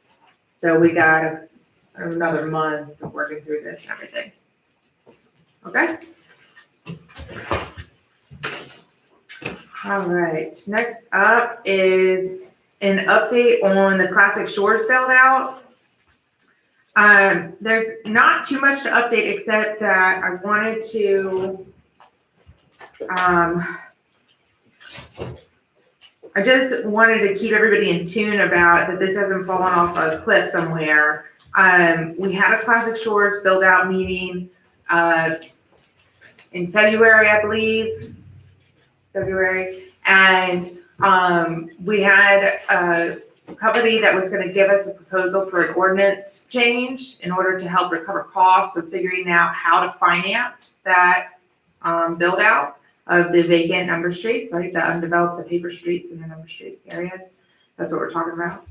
And they've come back with some suggestions, but in the meantime, we've had a couple other things come out. And one of them is the request of Davenport to give us a financial analysis, which is gonna happen at the work session or the next regular meeting, Heather? I think it's the June work session. June work session. So in the meantime, though, Vivian has also talked about doing some analysis, development analysis of this for the town. And so I just wanted to get input on whether we would like to engage with Vivian on, working on that, or where we, making sure we're committing time and effort to this and appropriately. I'd like to keep the ball moving forward simply because every vacant lot that you see is getting built on one by one. And we're very soon gonna run out of vacant lots in those areas, which are highly desirable residential areas. So I know some of the streets, there's already a road, but they're not water and sewer connections. Is that the case? If there's any way we can, can you make that any kind of an incentive zone to get somebody to come in and So that's kind of what the town code that they wrote is a little bit kind of related to that. But I haven't delved too far into it yet, to be honest with you. So I just wanted to make sure that Can we talk about in generalities? Yeah. In terms of, a developer wants to come in and develop a large number of sequential homes on a street. They may not own all the lots. There could be individual lots sit in there, but if they pay the cost to put in the water, sewer, run the utility lines, that's a big cost for them to eat. And then the people come in afterwards with those individual lots and say, well, now that it's all set, I want to connect to it. The idea is that there would be a way for that original developer to recoup some of the cost when people come in and connect to something that was already laid down there. A prorated amount, between the town and that developer would share am I kind of explaining it right, Robin? Yeah. So it's just a way to incentivize a new developer to come in that says, hey, I want to develop a whole lot, but I don't want to eat the cost of everything when I don't own everything. And so just be a mechanism for that person or that entity to regain some of the costs when somebody else hooks up as an individual infill lot. so to speak, so. There are several options though for financing this, whether it's through that form of it. But I think that's why the next step is this development analysis, whether, with Vivian or, whoever, however we want to do it, where we really decide what is the ultimate economic value of a developed lot in that region. And how many are there, and what does that mean for our tax roll and all of that. So it's not a very complicated process. I don't think it's a spreadsheet basically that we're developing to get those numbers. Is any of that area zoned for multifamily? If somebody wanted to come in and do an apartment building or townhouses? By conditional use permit, So, okay. by conditional use permit. I'm just thinking, how can this help us with affordable housing for the teachers and the people that work here so that they can afford to live here? Workforce housing. Yeah, workforce housing. So, and I think also this area, particular area, being the lot sizes, is you're going to be building a more affordable home there. Unless you have 4 or 5 lots where you're gonna build a gigantic house, you're gonna be building something that's Yeah, but it doesn't provide for rental. A lot of the teachers that come in here, they need a place to rent. And even on the minimum lot size in that area, those houses are going for over $250 now for a 3-bedroom, 2-bath little house. So, I would personally like to see some way to incentivize housing, workforce housing that would be in the form of rentals and not necessarily individual houses to rent, which becomes almost as expensive as buying the house. Okay. I think right now, I'm just looking on a way to run water and sewer. Just to have hookup at this point. I think I'm not quite to that point in the development of it yet. Is this the streets where the streets would be needed as well? Yes. Okay.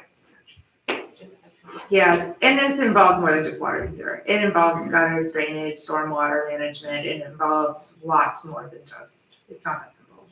No. Okay, so do we have consensus to move forward with Vivian at this point on some economic development study there? And we'll be getting the Davenport report back, and then we'll meet with the Classic Shores Committee to have some more follow-up.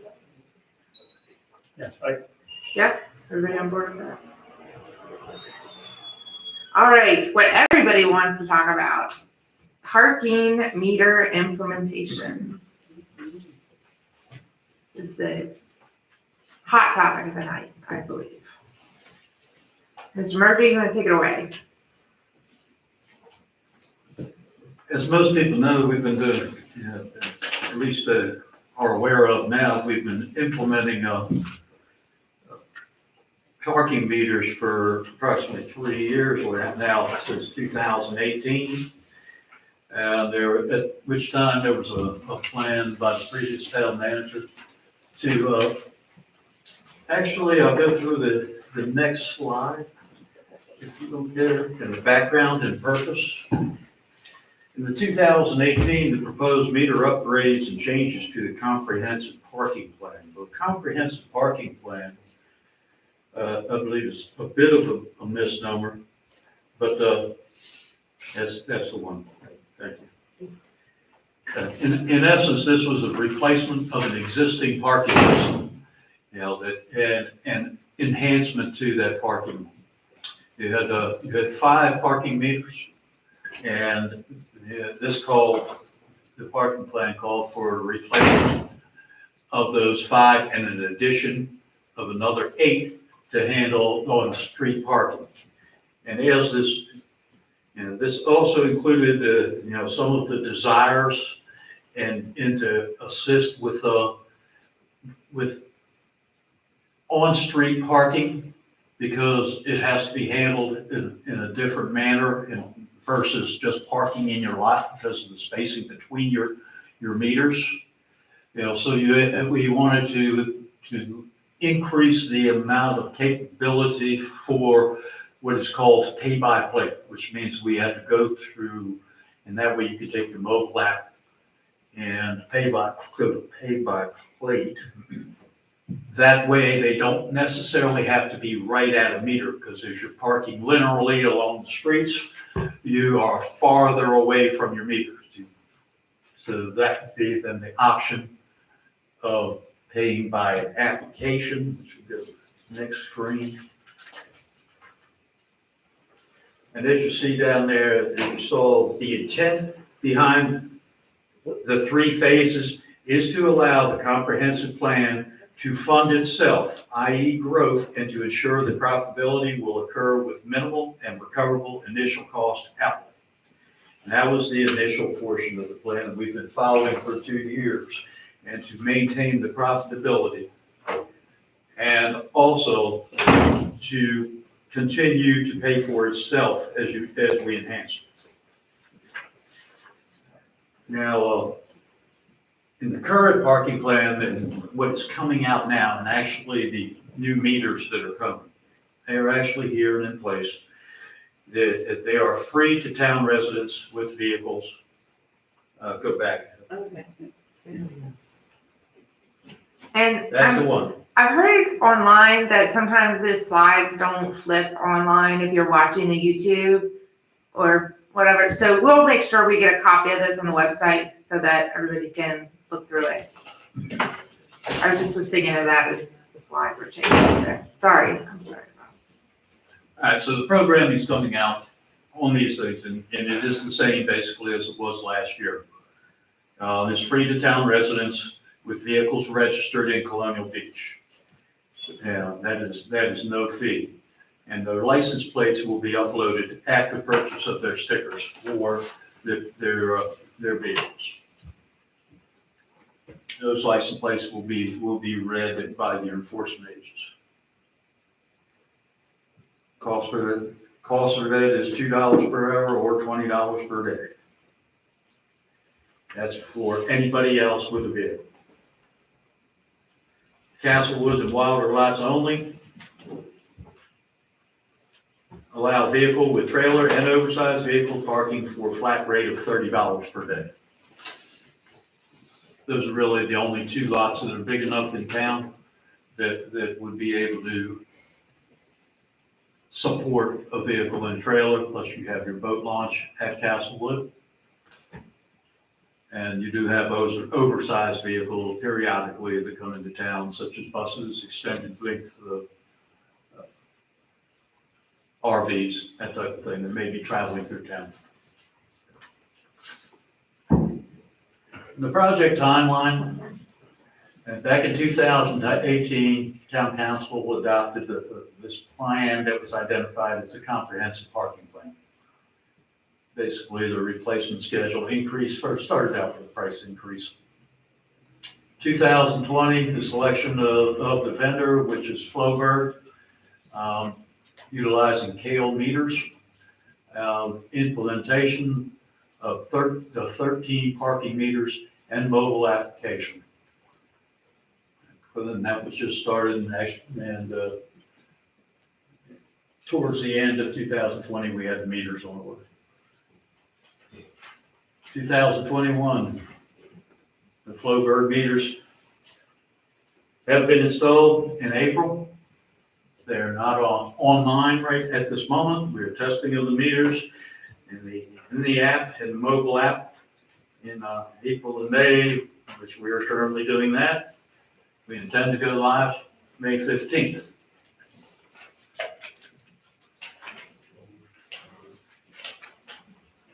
So as I mentioned before, the Flowbird app is pretty robust. Now, Chris is here.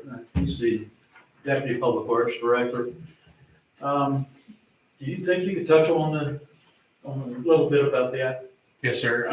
So the app will give our patrons that come to the town a peace of mind and ease that if they pay at a meter and they walk away, they go to the beach and they're like, hey, I need to add some more time. If they set up their account on their Flowbird, every time you come to town, You can select any one of our meters and the app adjusts to that meter.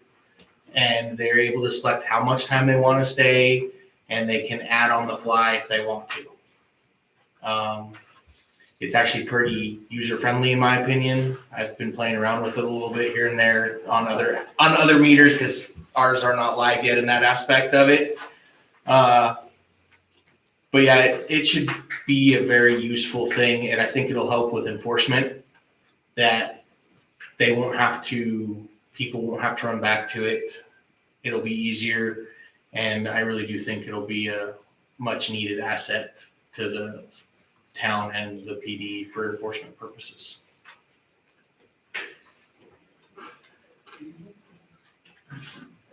Next screen. I want to let you know that they are, and some people know it, a lot of people don't take advantage of it. There are residential parking stickers available, of course, and I think most everybody knows that, and that's their, and they're for $30 is what we're paying annually. That gives you the free sticker, the free parking for you. However, there's also a residential sticker for those that don't have personal property registered within the town, however they own real estate. And that is a $100 fee for the annual use of the parking lots. Now we have some proposed additions to this parking meter plan. And we think these are in process. 15-minute spaces located along Washington Avenue. We anticipate 5 spaces located strategically. One space near the daycare center where people are shopping all the time.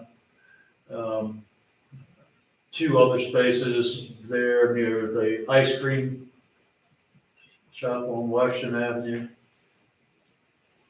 And the third by the other 2 by Denson's, where 15-minute parking will be allowed there.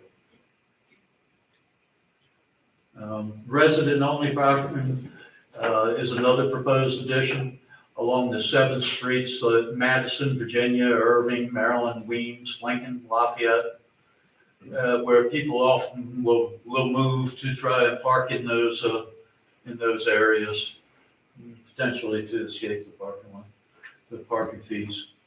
We intend to put resident-only parking there, and I believe that's moving along. Also, coming up, we anticipate, there's a business coupon code, which will allow, this will be assorted ways of doing it. We're still looking into it, potentially an hour of free parking, which would go to these businesses that would allow their consumers to have an hour of free parking here and there. The entire amount of and regularity has not been determined yet, but we're working on that, and that is an availability. Also, we are looking at season passes potentially for an estimated $300 per year.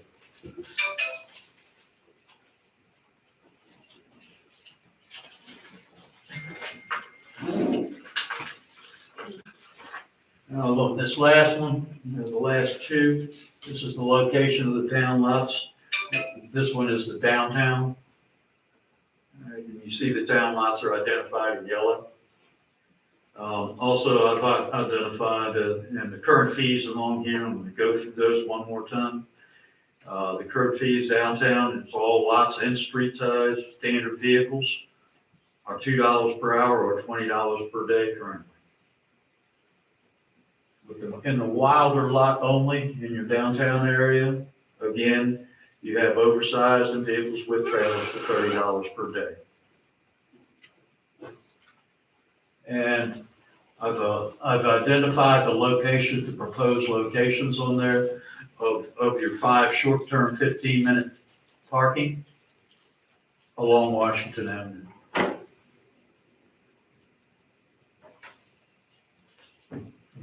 And again, this will be available.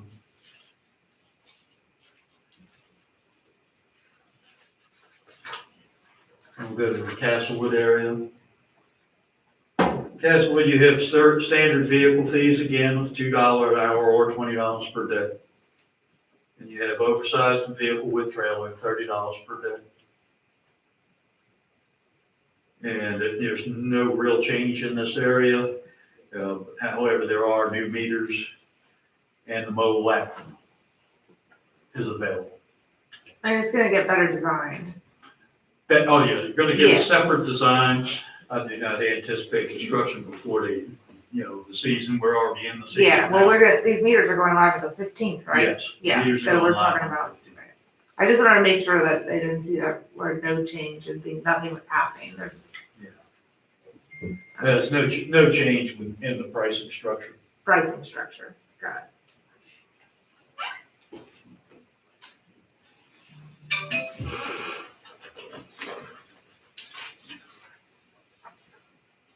And the next steps. Now, the communications rollout is going to be on the town website and CBA website. We'll have a press release and flow-bid parking materials, which we have more available other than this. But we intend to have them attended and to share with the local businesses that we go around to them and identify the specifics of what we have working in relation to the businesses and their free parking passes. Also going out on Facebook Live. The coupon codes, and that's actually the terminology for what the businesses will receive. Will be coupon codes for their customers as designated. They will be available for those businesses, and we'll touch base with them. May 15th, like I said, is to go live. We will be running in parallel with the existing meters until we make sure that there are no glitches. The meters are operable and they are complete pay-by-pay stations, which is one of the reasons that we wanted dual capability for those to use the app and telephone and remote. However, you have some that prefer to pay cash and prefer pay and display. They'll still get a receipt at the gas station, so they'll be more comfortable, those that prefer to pay cash and pay at the meter.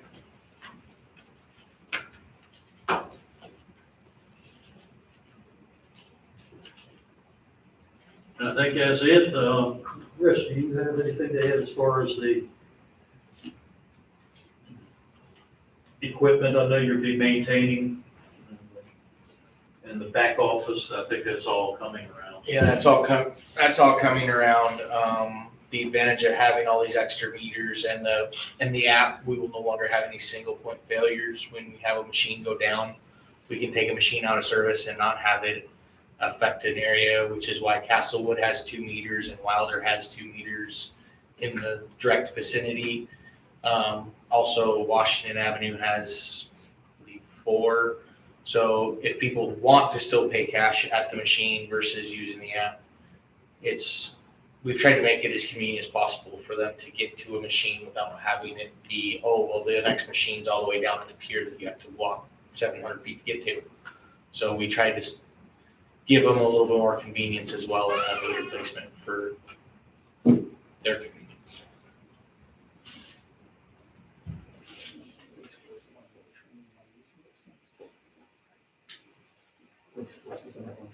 The police force, you wanna talk, Sarah, about police enforcement? Parking meters? Yeah, you getting trained on the equipment? Yeah, I think we will be. Obviously, we're gonna go live soon, so we're kind of pressing for time on that. But, just to add to what Chris was saying on the enforcement level, It's gonna allow the officers to enforce more effectively, not spend a lot of time per car, scratching tickets out. It's gonna be very efficient, very quickly, just moving from car to car. If there's enforcement that has to be managed. Are there any questions or comments from council? Yes. No, you- So, we already have 2-hour limits in certain parts of town. There has been a lot of constituent and business owner input to have 2-hour parking limits, in the business district and also perhaps even in the Hawthorne parking lot, so those parking would be, not for beachgoers, but for people that were coming here to go to the restaurant, shop, whatever. Do these meters have a way to distinguish? How do we, if the meters, can the meters sell them a ticket when they're parked in a 2-hour parking limit? And is there gonna be any signage that points people to the all-day parking areas that are different from the existing and maybe even additional 2-hour limits? The current programming of the meters is as per the original plan. Keep in mind that programming of the meters is typically done in off-season. So, as far as Hawthorne, it is still regulated parking. We don't have any of them programmed at this time. Here we are at the season. This is stuff started coming up recently, I'm aware. And this has been scheduled for, in that process for 3 years. And now, I do not want to say that I can reprogram them now, but we will certainly look into that and take it all into consideration over the next planning cycle, which is the next year. I just want to point out that 2-hour parking on Hawthorne is not metered, but should be enforced. And we've talked about that. And there are signs there for 2-hour parking. It has not been enforced before. And so to start enforcing it, we need to make sure we're going to tell people that we're going to start enforcing that. Because many locals park on Hawthorne for way more than 2 hours regularly. I'm not personally in favor of 2-hour parking on Washington Avenue. And the reason why I'm not in favor of that is because if you go to church and you're on Washington Avenue and you go to Sunday school first, and then you go to church, and then they have a, luncheon afterwards, you're gonna be there for more than 2 hours. You're a resident, and you should be able to park there to be able to go to that services all day if you need to. I think that naturally, because it is paid on Washington, paying people going to the beach are no longer gonna be parking on Washington. They're gonna park in the lot, because if you're gonna have to pay either way, aren't you gonna park closer to where you're gonna have to unload your stuff? And the point of why beachgoers were parking on Washington was because it was free. And that is why we are metering. So I'm not in favor of the 2-hour on Washington, just so you know. I am in favor of the 2-hour on Hawthorne, but enforcing it, and that's not a paid street. So it just, if the people that park on Hawthorne have the option of buying an all-day ticket, a $20 ticket to park all Hawthorne is day. not paid. Yeah, Hawthorne's Not not now. paid. Hawthorne is not paid. It's not gonna be paid? It is not paid. It is not paid. There's no paid parking on Hawthorne. There's no metering. That's not on your map. And it is 2-hour parking, and it does need to be enforced. Okay. There's also been a concern by some of the churches about the people that come in from Westmoreland County that don't have a town sticker and being able to attend church service. They feel like that's going to be a deterrent. Has there been any consideration to certain hours that, that the churchgoers can not have to pay?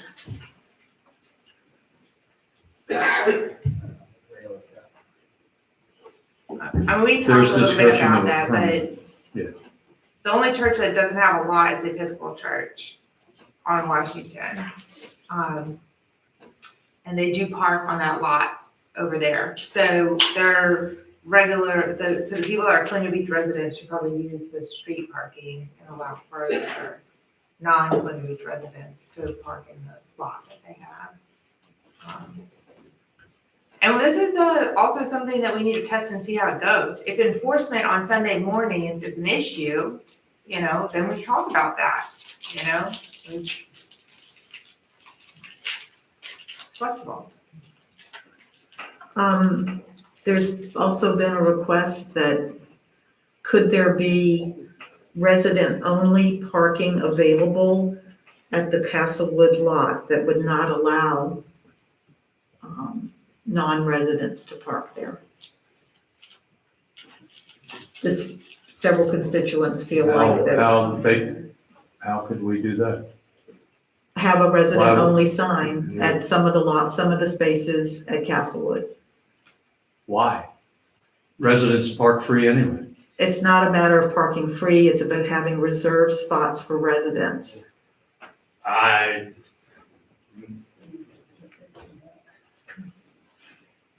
sharing the constituent concerns, because I would like to have the whole council. That's probably what you need. Look at some of these concerns. And I'm getting a lot. And is that just at Castlewood, or do they have That's the way parking in front of their That was, residences? that was the concern was that the residents can't get close to the beach to park, to stay all day. Do they have parking at their homes? Well, that they have a lot of residents live a long way from the beaches. They live in the riprap area.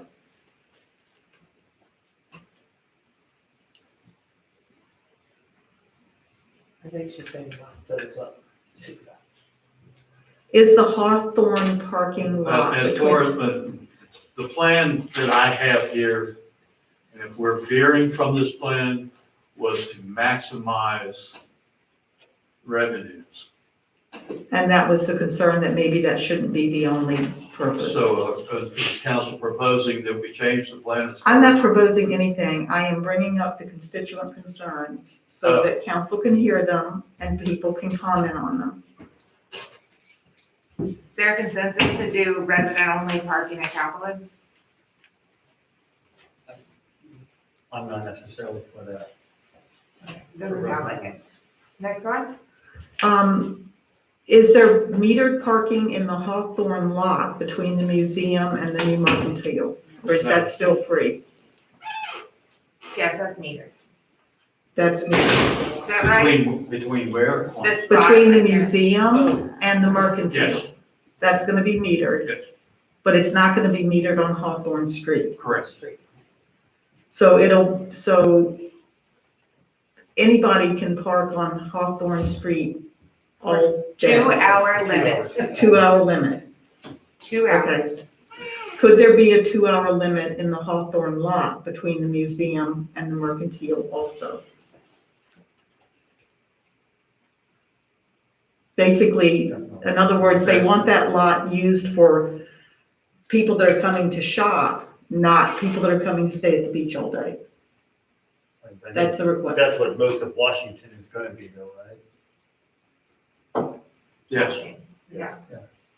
I think we have to see how this goes. I mean, that's just kind of that's how I feel That's about what- it. I mean, that's what I think. I'm looking for consensus on this too, and other opinions. I think we need to see how this rolls out. If we need to make the Hawthorne lot 2-hour because that is a major issue, that's something we can consider as we go forward. Are there any loading and unloading only zones proposed in this plan? Those 15-minute, 15-minute. the 5 of them we talked about. Right. this time. And none of those are taking, I think the hotel on Hawthorne has a loading and unloading now, but it's It not. does. It does, but that's not currently part of this parking plan and the meter is implementation. So those will be metered and they won't Those have are that maintenance. space? No, They'll No. maintain it. Hawthorne won't have any meters. Right. Okay. And so there won't be any spaces designated anymore for loading and unloading. No, I see, this is exactly why I don't want to get into all of those individual things, because it's so complicated already. It it's is, already and people getting feel like their confusing. voices haven't been heard, and that's what I'm trying to make sure is happening before this all goes into place. The loading and unloading zone in front of the Riverview Inn remains. Okay. The resident-only parking has been limited to certain streets. And some residents feel like their houses are parked in front of that aren't included in those streets.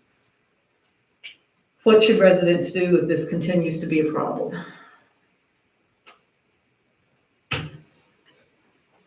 We should complain basis, right? I'm sorry, I just need more specific then. Which street? Well, I have to pull out a map, there are a lot of them. Okay, so. So it's not very the 7 limited where streets. the resident only is quite limited, they feel like. The 7 streets that are included is not enough. Then they need to complain to the town manager. Okay. Yeah, and I'll chime in, Dr. Sullivan. We met last week to kind of walk through this presentation, get some of the specifics, and really meet with Flowbird as well to get some of those details. And a majority of some of the proposed additions that we added to this presentation, like Rob mentioned, they were not part of the original comprehensive plan. The 4 things that you see on, can you go back to that slide, please? Are a result of those constituent concerns that we heard that we thought we could implement this season that would actually address some of those issues. So the 5 stations for the 15-minute was to kind of help with some of that turnover in some of those businesses. The resident-only parking, actually, Chris, myself, and Rod actually went through the map and proposed those based on some of the conversations that we had, some of the feedback that we had. Obviously, we can't address every street, but we thought based on looking at the map and just kind of locations that these were 7 streets that we could start out with, as well as the business coupon, because we heard from the business community. So we talked to Flowbird last week about those coupon codes, and perhaps we could even talk to them about one for the church to address those issues for that timing, as well as the season pass for people who aren't permanent residents. So from a policy perspective, these 4 things are things that we wanted to get feedback on tonight so that we can work with our media team to actually get brochures and information out to folks so that it isn't confusing as we roll it out. And then we'll get some data next year so that we can take a look at proposed changes and maybe revisit it before the next season. Thank you. Yep. Is there any possibility of signage directing beachgoers going to certain lots? So all-day parking are these designated lots? I think part of our communication strategy could be on our parking pages. We've been working with Susan at Flag Shack to talk about getting certain information in terms of the parking page on CBDA site as well as our town site. So I think that we can kind of work through our communications channels to push people to certain lots. Okay. And does our map show where the 2-hour parking limits are in existence now? This is showing the meters. This is all your meter parking. Because I've seen signs here and there, but they're so faded you can hardly read them. And We're getting new signs. We're getting new signs for the metered areas, yes. We're getting new signs for the 2-hour. 2-hour parking, I don't know if we have the direct parking, the 2-hour signs. I don't know if Chris can answer that. All the 2-hour parking signs that are on Hawthorne have been replaced in the last 2 years and are still reflective and clearly visible. The ones on Washington, and I believe there's one on Boundary Avenue that are completely illegible. And when this goes live, those will all be removed anyways. okay, thank you. Can I ask my question now? Yeah. So I only have 2 things. For the Castlewood parking, for the boats or vehicle and boat, if someone screws up and put the boat tag on instead of the vehicle tag, are we lenient on that? Or is there instructions to make sure you put your vehicle tag in the system rather than the boat tag?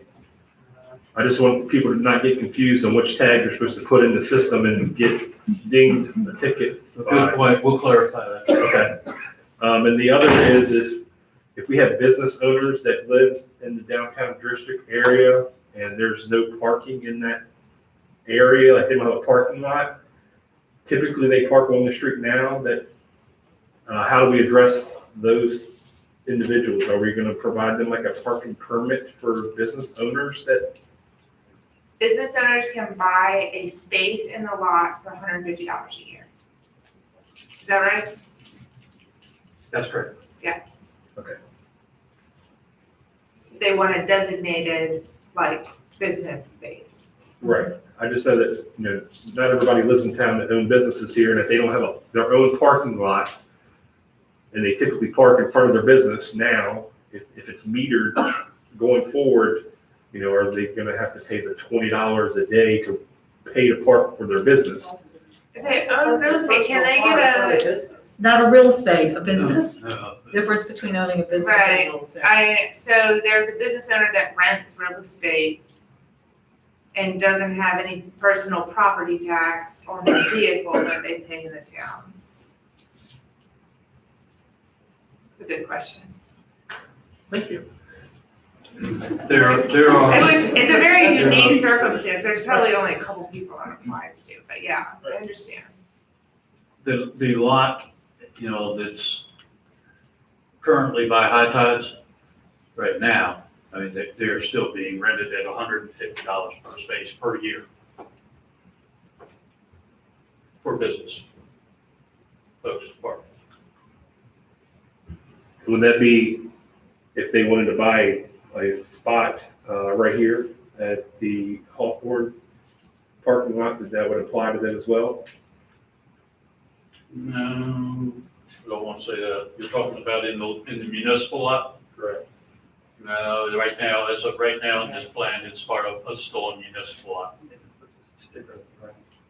So, yeah, I think what Ken is asking is, can they purchase a sticker then under the real estate, even though it's a business license instead of real estate tax? It's a very interesting question.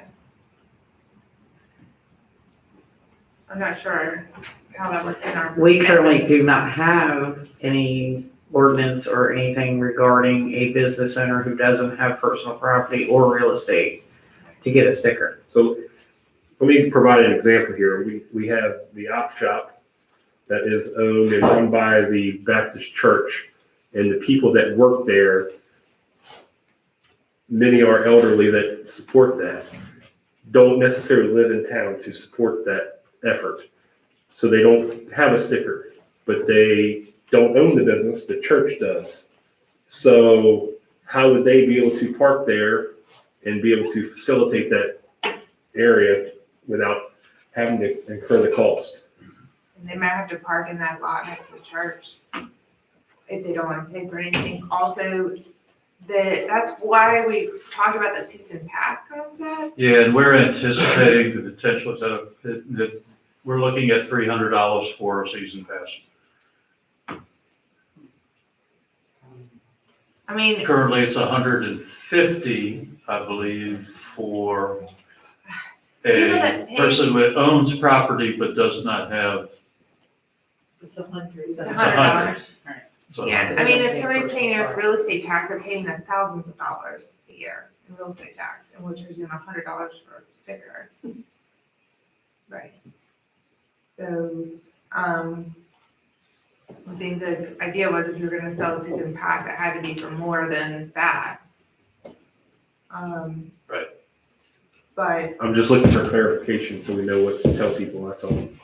yeah, But I would think that we could offer, just like the season pass concept, which we can talk a little bit more about tonight, but we could offer a business owner type pass to go along with that, maybe for the same price. But that's, I think, a discussion that you all have to land on tonight in order for us to meet our timeline. so that may be a coupon Oh, yeah. code or something that's available to the business. so Gabriel has a good idea, can we add this in the economic incentives package, a free parking pass? Might not be a bad idea. I like that idea. All right, we're adding free parking pass as a possible economic incentive. Are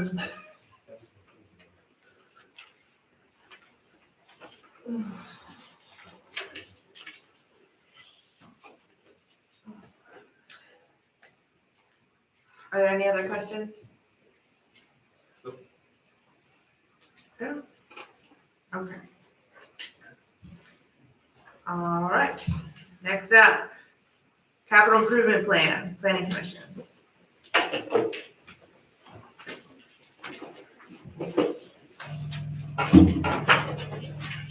Good evening, everyone. My name is Nathan Howell. I'm the vice chair of the planning commission.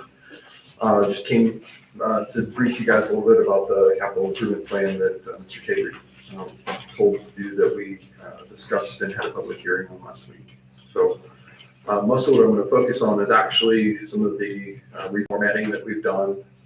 One of the most important things about the capital improvement plan is it's a communication tool so that we can, one, keep a scorecard of running projects, but also to keep our eyes far enough on the horizon to be able to accommodate for some of the long-term larger projects that will be required to support the citizenry and the visitors to Colonial Beach. So we decided to go ahead and lay out a little bit differently this year. Some formatting has changed, but the most important part is being able to supplement the communication of the specific plan items with the lens of which you need to view these things. And so one of the important parts is there's a $50,000 minimum criteria for physical assets and a $20,000 minimum criteria for technology. We begin and have been trying to match the town's fiscal cycle so that we can present the CIP in time for consideration with all of the mechanics of the town's budget cycle. With that being said, this is also an annual process. So it is a living, breathing document that's updated annually. So as soon as we are done adopting this or some version of this through the council and going through the next fiscal year planning, we'll start all over again in August and September. So we solicit input from citizenry and also take guidance from the comprehensive plans that have been passed and the one that we are currently in draft stage that was mentioned earlier this evening. A lot of the specific capital improvement projects that are on the list have already been addressed in some form or fashion this evening. So there's a lot of awareness that's already built into this, and a lot of that I attribute to the fact that we have a lot of activity from past members of the Planning Commission on council, as well as in the audience today. So to go through a brief on what exactly we did for formatting changes. On the left-hand side, we tried to identify what the need was, or at least give a name to the project itself, identify the departments, total cost / cost to town. The reason why we made that tweak is a lot of times we're looking for complementary funds from external sources, so that the idea is to, as we refine this document year after year, we can define exactly what the town's total financial commitment is versus the total commitment of the project. And that kind of leads nicely into the next presentation on the trails and improvements here. The other thing is we've included some time frame as far as activity goes for either kickoff or final completion, a listing of the primary funding sources, some comments to help with understanding where we're at from a very high level. And I would like to emphasize again, for the capital improvement plan is a very high level, very distant horizon guiding star type of document. It is not to get down in the weeds. It's not to determine tactics. It is to help guide council and give the priorities of the town a light so that we can continue working towards larger projects. And then the last column, we've decided to categorize so that we can understand what the importance of these projects are by, and it's included on the footnotes here, Project Heights, health and safety intended to prevent illness, injury, or worsening of circumstances where injury or illness has occurred. Welfare intended to enhance the quality of town citizens and visitors. And environmental intended to repair, enhance, or prevent future degradation of the natural and built surroundings in town. So I don't want to belabor the point and go project by project unless we have specific questions. But the emphasis overall is overwhelmingly on infrastructure. The feedback that we've gotten consistently from the constituents as well as staff is infrastructure is and will continue to be a very important part of capital planning and improvements through town to support the ongoing vitality of the town, but also the expansion and development of the underutilized real estate in town, as well as shoring up the environmental impacts of our current infrastructure. So the other thing that we decided to add was the project stages. So we've got planning, goals that have been identified with scope, action plan, and budget being developed. So that's another segue into some of these plans are, we've identified them as a priority conceptually, but we haven't gotten to the tactical implementation. So yes, we would like to have a community center in town, but we haven't gotten far enough in that conversation yet to determine how big, how much, how long is it going to take. So it is on here or will be included in the capital improvement plan in the future, but we want to make sure that we are not necessarily being short-sighted or having a feeling that the information being presented here is incomplete. The other is in progress. So we've got resources already committed to a project and it's ongoing. That's the classification that it falls within.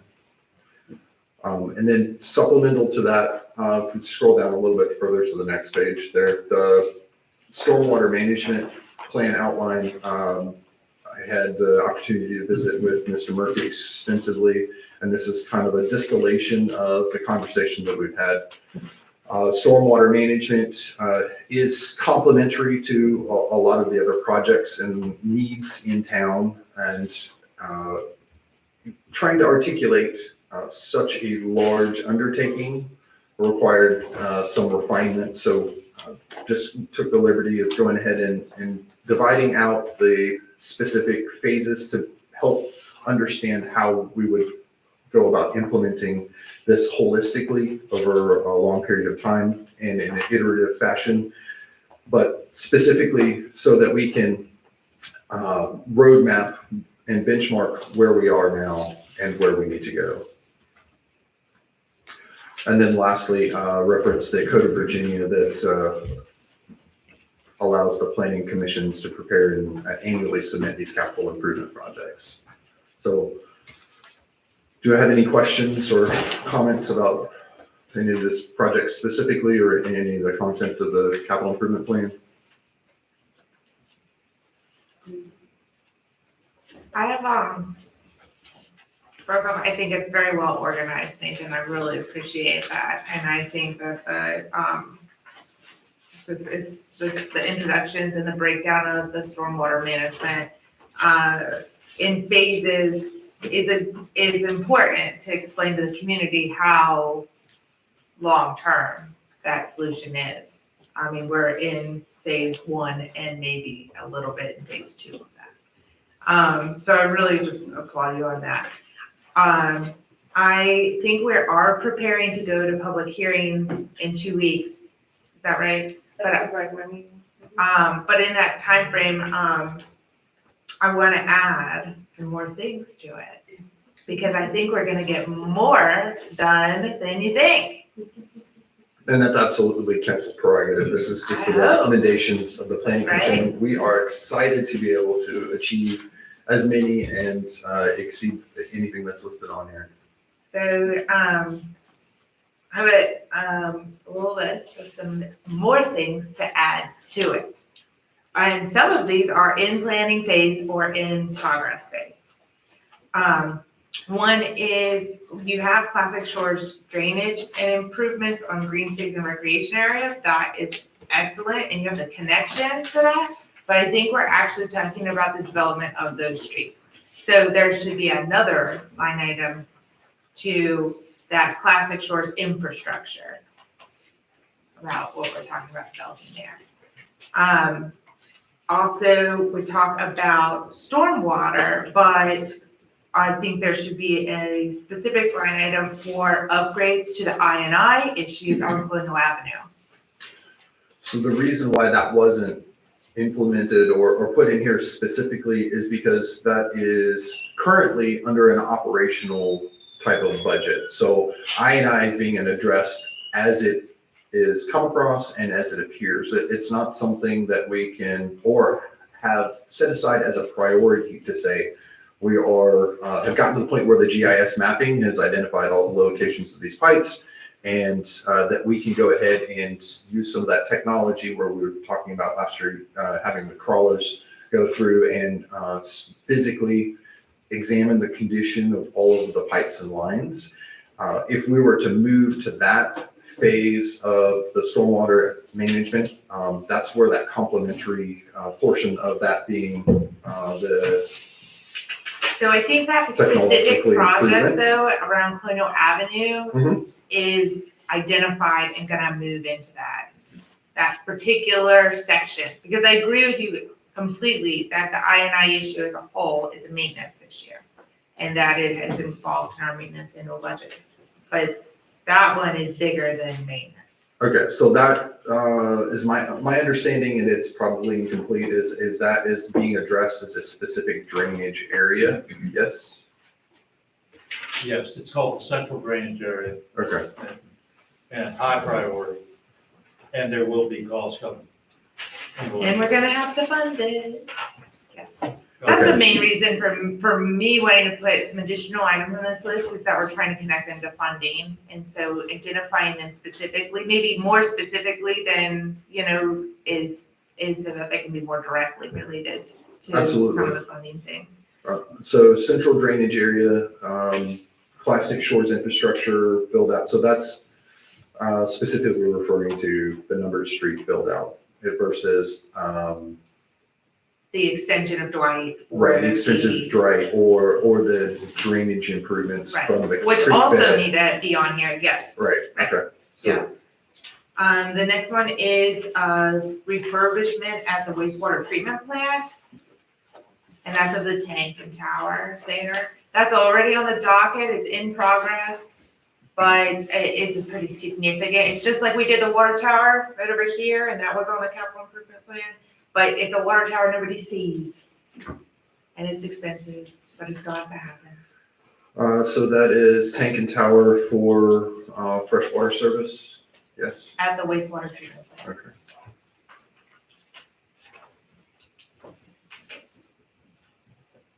The next is, there's like 7 of them, so just to prepare. The next is shoreline erosion control, and there's 2 places that we are gonna hopefully qualify for funding on this. One, and they've both been identified in RAFT. One is the North Beach area that we've been talking about over and over again. And the other is Monroe Bay Avenue, where we have sections of the road and we have some shoreline erosion issues alongside that. And we have applied for a grant. Yeah, that's a design grant. It's a design grant, so it's in planning phase. Is that the one near Ball and Soulgrave? Yes. Yeah. Yeah, that's, Mhm. that's strip all the way. I think it's How from many locations are Lawrence there to- individually? that whole 3, or is section it of just a Monroe Bay continuous? 4 blocks. Is it 3 separate areas, or is it from here to here, like a linear shoreline? The Monroe Bay Avenue section? Yes. It's a linear. It's a linear piece. Linear. Three linear locations. It spans like 4 blocks, doesn't it? And I think you could just put erosion control along Monroe Bay Avenue, that would identify it. Yeah, that'll work. Next is the trash truck.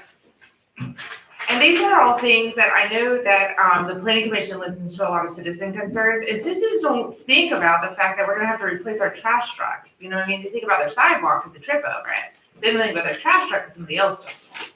So, you know, there's not always things, the citizens want them, but they don't know it all the time. I mean, I don't think about the trash truck every day. I like the trash truck, but that has to get replaced.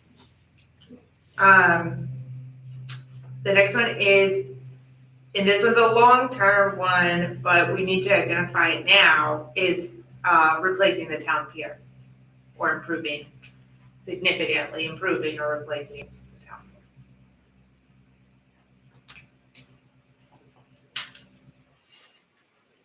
pier. And then there's just two more. The next one is improvements to the parking lots downtown. Because as the rescue squad moves to their new building location, which is gonna be so exciting, we're kicking Bobby out of 700 Colonial Avenue. Homeless. I know, just transitory, really. We can get you a tent. That's a Parks and Rec thing. There you go. Yeah. Then I think we're gonna have to make some improvements to parking lots downtown. So, and that may include plots, as I think Karen has mentioned before, and so just parking lot improvements. And then the last thing is a technology item, so it only has to meet that $20,000 threshold. And that is a new website that you can pay more things, fill out more things online, and have more online services with the welfare. Enhancement to the website.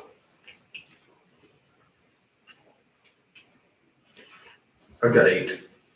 I've got 8. Oh, sorry. No, it's fine. I just want to make sure I didn't miss anything. I ended up with extra. I can come to the planning commission and give us that public comment there probably. It's okay. I'm kind of busy. Mr. Cavery's done a fantastic job of relaying information back and forth, so just download on him, and he loves to come and visit with us regularly. He is working hard, I know that. Yeah. So I've got, just to recap, I've got trash truck, shoreline erosion control, classic shores build out for the actual streets and infrastructure, town pier repair or replacement, wastewater treatment plant tank and tower repair, parking lot improvement, central drainage area improvements, and a new town website. That's it. Okay. Is there anything else that council would like to add? Now, I just think in order for the planning commission / Nathan to get this right, he's gonna have to sit down with Rob, get some cost estimates, especially on trash trucks, get an idea on the scope to get up to speed on the shoreline management, the shoreline erosion, especially on Monroe Bay. Any of these documents, we gotta get it to Nathan because he's not gonna be able to come up with dollar figures. And also it'd probably be helpful if one of the discussions we had in the planning commission was this list is a priority list.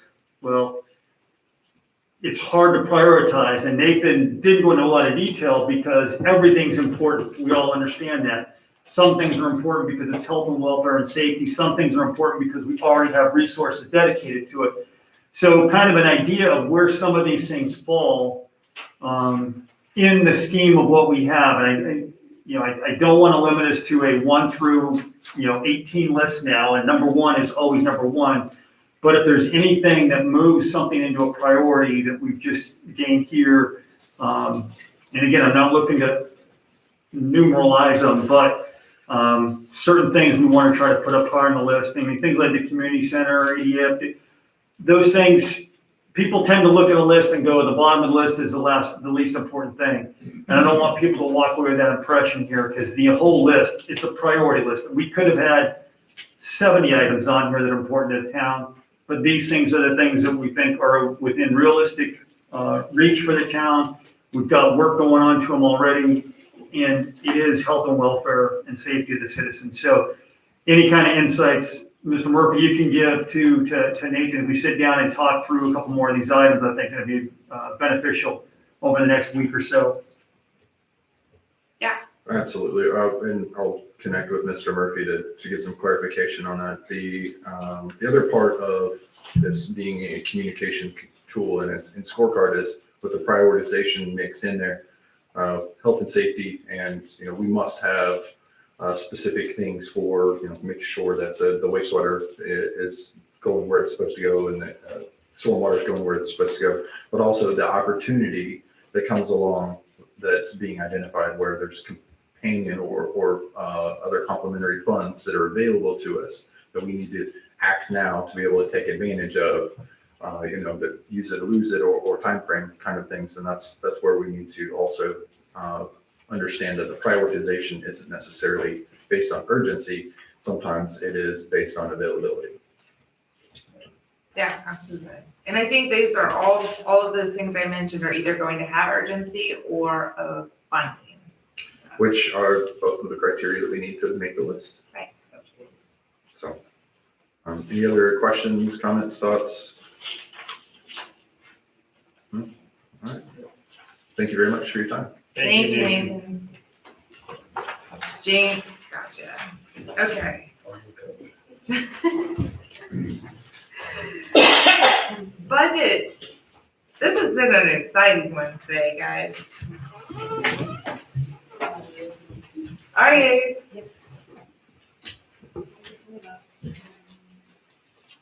Wait for my presentation to come up. I'm converting it to a PDF, because then it goes through on the.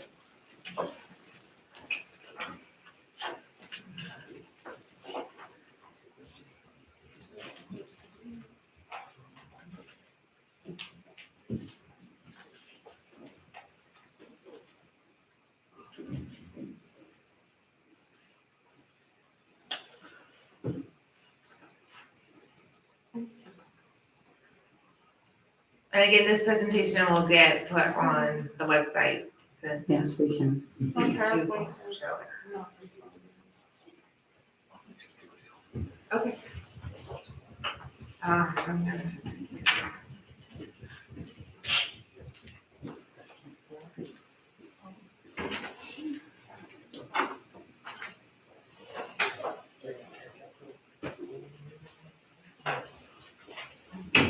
Do you want to come back to it? We want to go to Raft and come back? Having some technical difficulties.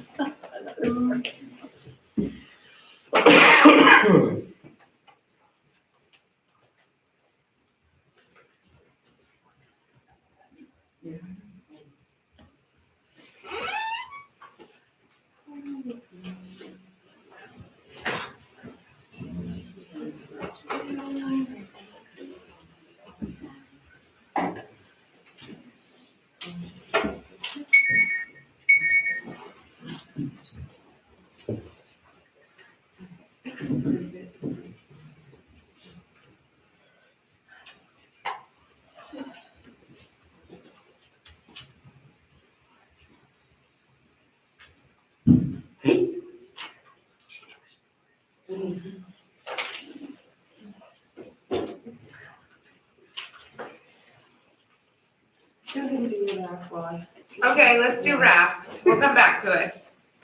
My PowerPoint program is. Is the power out right now?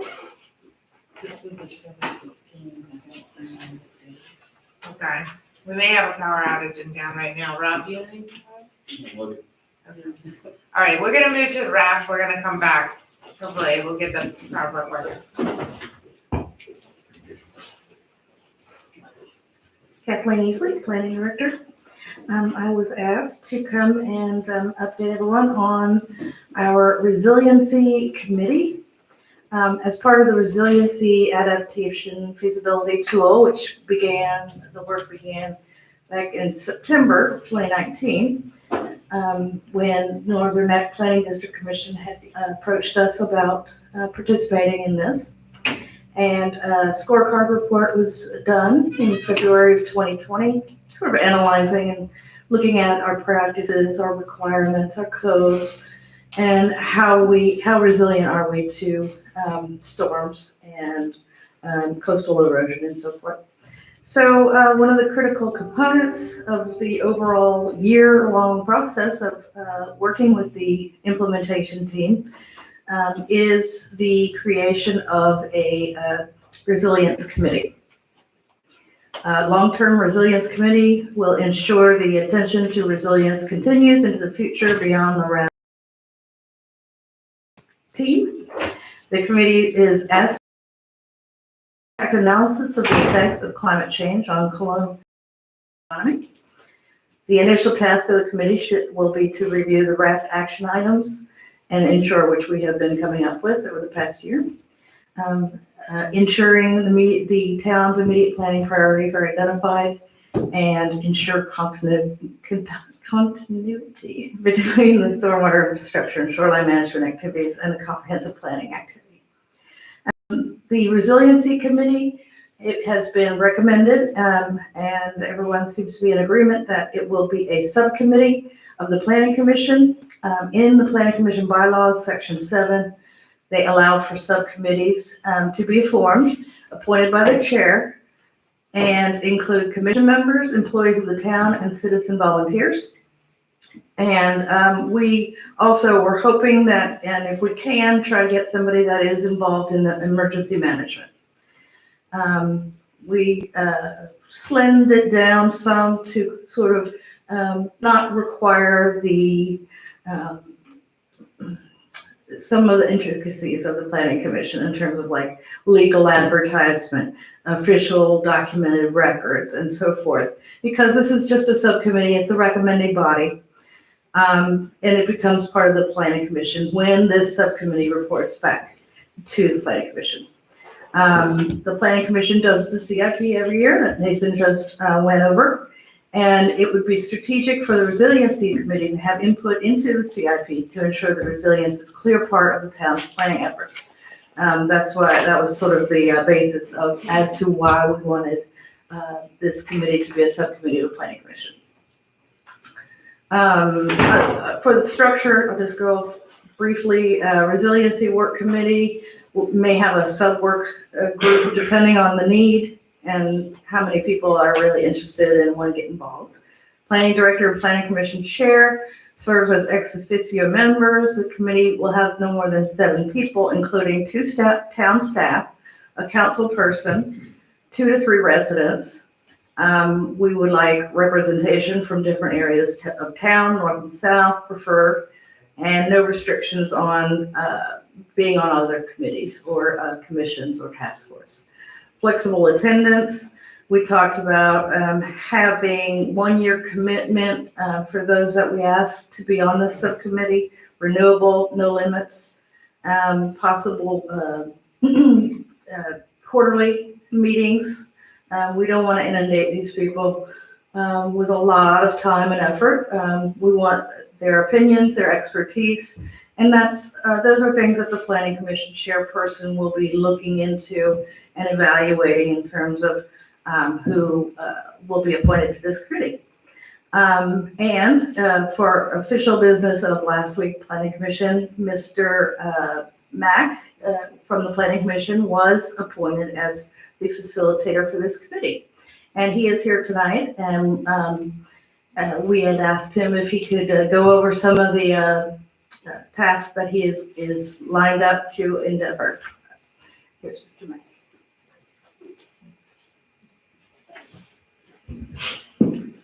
Good evening. So we have decided to start a resiliency committee, as she just told you. And so the reason why the title that I'm kind of being given is facilitator instead of chairperson is because the intent is to work to bring people together in a brainstorming space so that they feel free to present any ideas or processes that they feel are applicable without feeling subordinate necessarily. There are people who are hesitant to provide ideas if they feel that they're presenting them to leadership or to a boss. If they feel like they're in kind of an equal setting with the members of the committee, they're more likely to share their ideas and freely brainstorm things that need to happen. A little bit more of an open space, if you will. The role of the committee generally is for tackling specific resiliency projects. Stormwater improvement is definitely one of those. Communicating with the public, getting input from various pieces of the town, and one of the intents for having the town volunteers on it is individuals from different areas of the town, so that we don't just get a single opinion. We don't just want Classic Shores. We don't just want the Point. We want different people from different areas. And that committee is subject to change membership depending on the projects that are immediately at hand.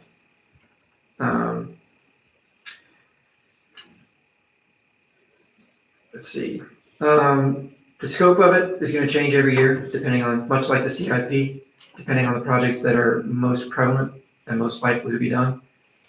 How those things will affect the resiliency of the town, whether it's not just through stormwater management or floodwater management, but general resiliency of the town. Robin made a good point to me earlier in the week that resiliency is not just flooding. There's a lot more involved in that. And one of the things that shows resiliency in the town is the town's decision to move the rescue squad to another location that is, one, out of a flood area, and two, better situated for it to have access in and out of the town in a more readily available spot. And we're also reutilizing areas that we already had that were currently unused. So all of those things count. One of the things that we'll be looking at is getting the town involved in what is referred to as the community rating system, which gives the town the ability to get, depending on what we do, we gain points as to our level of resilience. One of the things they do focus on is stormwater, flooding, things of that nature. So one of the benefits, it's not the only thing, but one of the benefits that can be gained from this is reduced flood insurance rates for members of the town. And depending on the point scale that the town gets into, the better your point score, the better your insurance discounts. And those discounts are for everyone in town, not just people that are in mandated flood areas, but people who voluntarily buy flood insurance as well. So it's for any resident of the town, once the town gets into that system.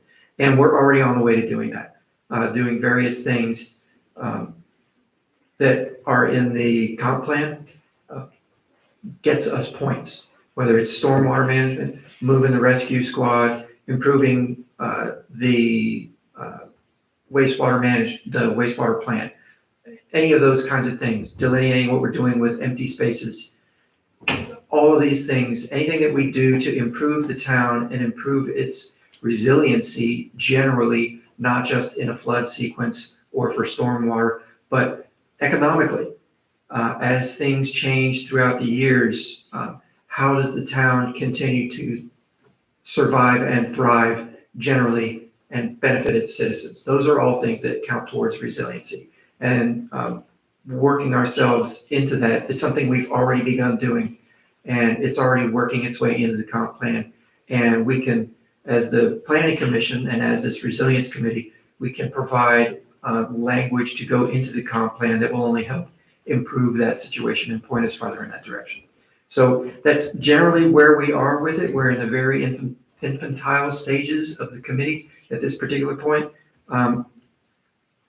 We still have to figure out all the ins and outs, find people to participate, and get a lot of things ironed out at this point.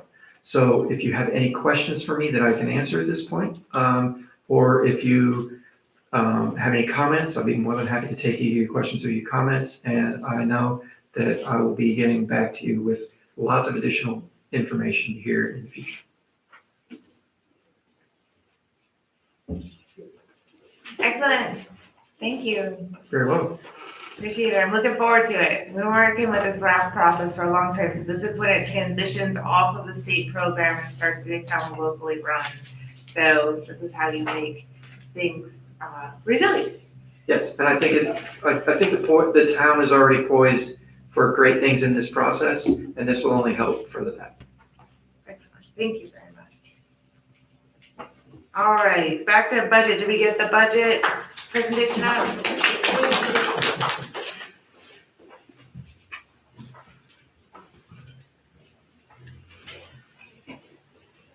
And next time, Bobby, we'll put you in the beginning. We'll make you suffer through this one, and then. Hey, before I get started with the presentation, I would just like to thank all of the department heads, the mayor and council for working closely with me on creating this budget for you guys. So here is the fiscal 22 budget for the town of Colonial Beach. We're presenting the budget for the fiscal year 2022, which will begin July 1st of 2021. It's a balanced budget representing a reasonable revenue forecast and sensible spending plan for our upcoming fiscal year. No changes were made to the fiscal 22 tax rates for real estate or personal property, and our utility rates are going to remain the same for fiscal 22. Our tax rates currently, and we're going to say the same for fiscal 22, real estate is 80 cents, personal property $3.20, mobile homes are taxed at 58 cents, farm machinery $2.60, public utilities 70 cents, our boat taxes at 1 cent. And all these rates are based on per $100 of your assessed value. Again, we didn't make any changes to these rates. Our budget process at timely, April 21st, the school board presented their budget to us. May 5th today is our budget presentation. We're going to hold a public hearing on May 19th, and then we are going to do our budget adoption on June 2nd. Then we have some highlights. We're going to start off with the school. We provided $100,000 over the state required local match for the school this year. And this match includes the matching funds for the 3% increase in the teachers' salaries. I have a little chart here kind of showing you where we were in fiscal 21 budget and fiscal 22's. We have an increase of about 12.33% in the general fund for fiscal 22, totaling $854,854. You don't see much change in either the sewer water fund. Sewer fund, we have an increase of 0.602%, and that's about $15,000. And an increase in the water fund of 0.875%, which is $10,442.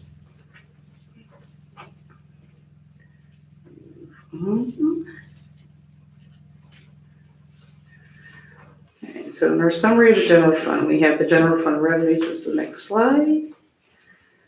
Okay, as you can see here, this kind of gives you a breakdown of where the revenue comes from. So we've got real estate and public service taxes, 57% of our revenue.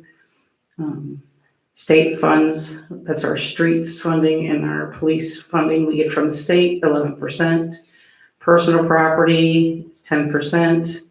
Meals and lodging make up 7% of our revenue. Parking fees and fines, 3%. Other tax revenue, 8%. And then you have other revenue that doesn't fall under a tax or a license, 4%. Well, let's see, we have assessed values that increased this year for fiscal 22.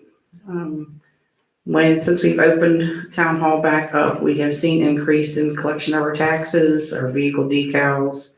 We expect this to continue in fiscal year 22.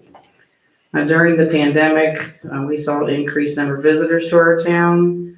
And we anticipate that this will continue in fiscal year '22, bringing more increases to our meals and lodging tax, our state tax, and our parking fees. Our expenditures. So breakdown of where our expenditures go. Our police department, as you can see, is 22%. That's in the yellow. Our local match for the school is 28%. Public Works is 19%. We spend 10% in debt service for the general fund. We spend 7% for the administration, 4% finance. Planning and zoning is 3%. Parks and Rec now has a 1% budget for 1% of our general fund expenditures. Then we, for legal. Where is he? Park Yeah, and Rec? you Is that can that- barely see them. Is that the little? They're very bottom silver right-hand over corner. there? Kind of like my office. Yeah. But we've got him on there. He's got a little bit there. Other legal audit and insurance costs us 3% of our budget, or 3% of the expenditures, and other expenses are 4%. So this year we funded a new Parks and Rec department and an HR department. Last year HR was just taken out of the town manager's budget to start that department, and we actually have made them their own department now. The expenditures for this budget include a 1% cost of living adjustment for our staff. We have provided additional funding for repairs and maintenance of our vehicles and our equipment. And we are also providing funding for 2 new police vehicles to replace the 15-year-old Chevy Impalas that they're currently using. And now we're going into our sewer fund. Yeah, whose sewer is that? Our sewer fund revenue, you can see we get 88% of our revenue comes from the utility bill, that sewer charge you get on your utility bill. Wastewater processing, we get 7%. That's the money we get from the county for processing their wastewater.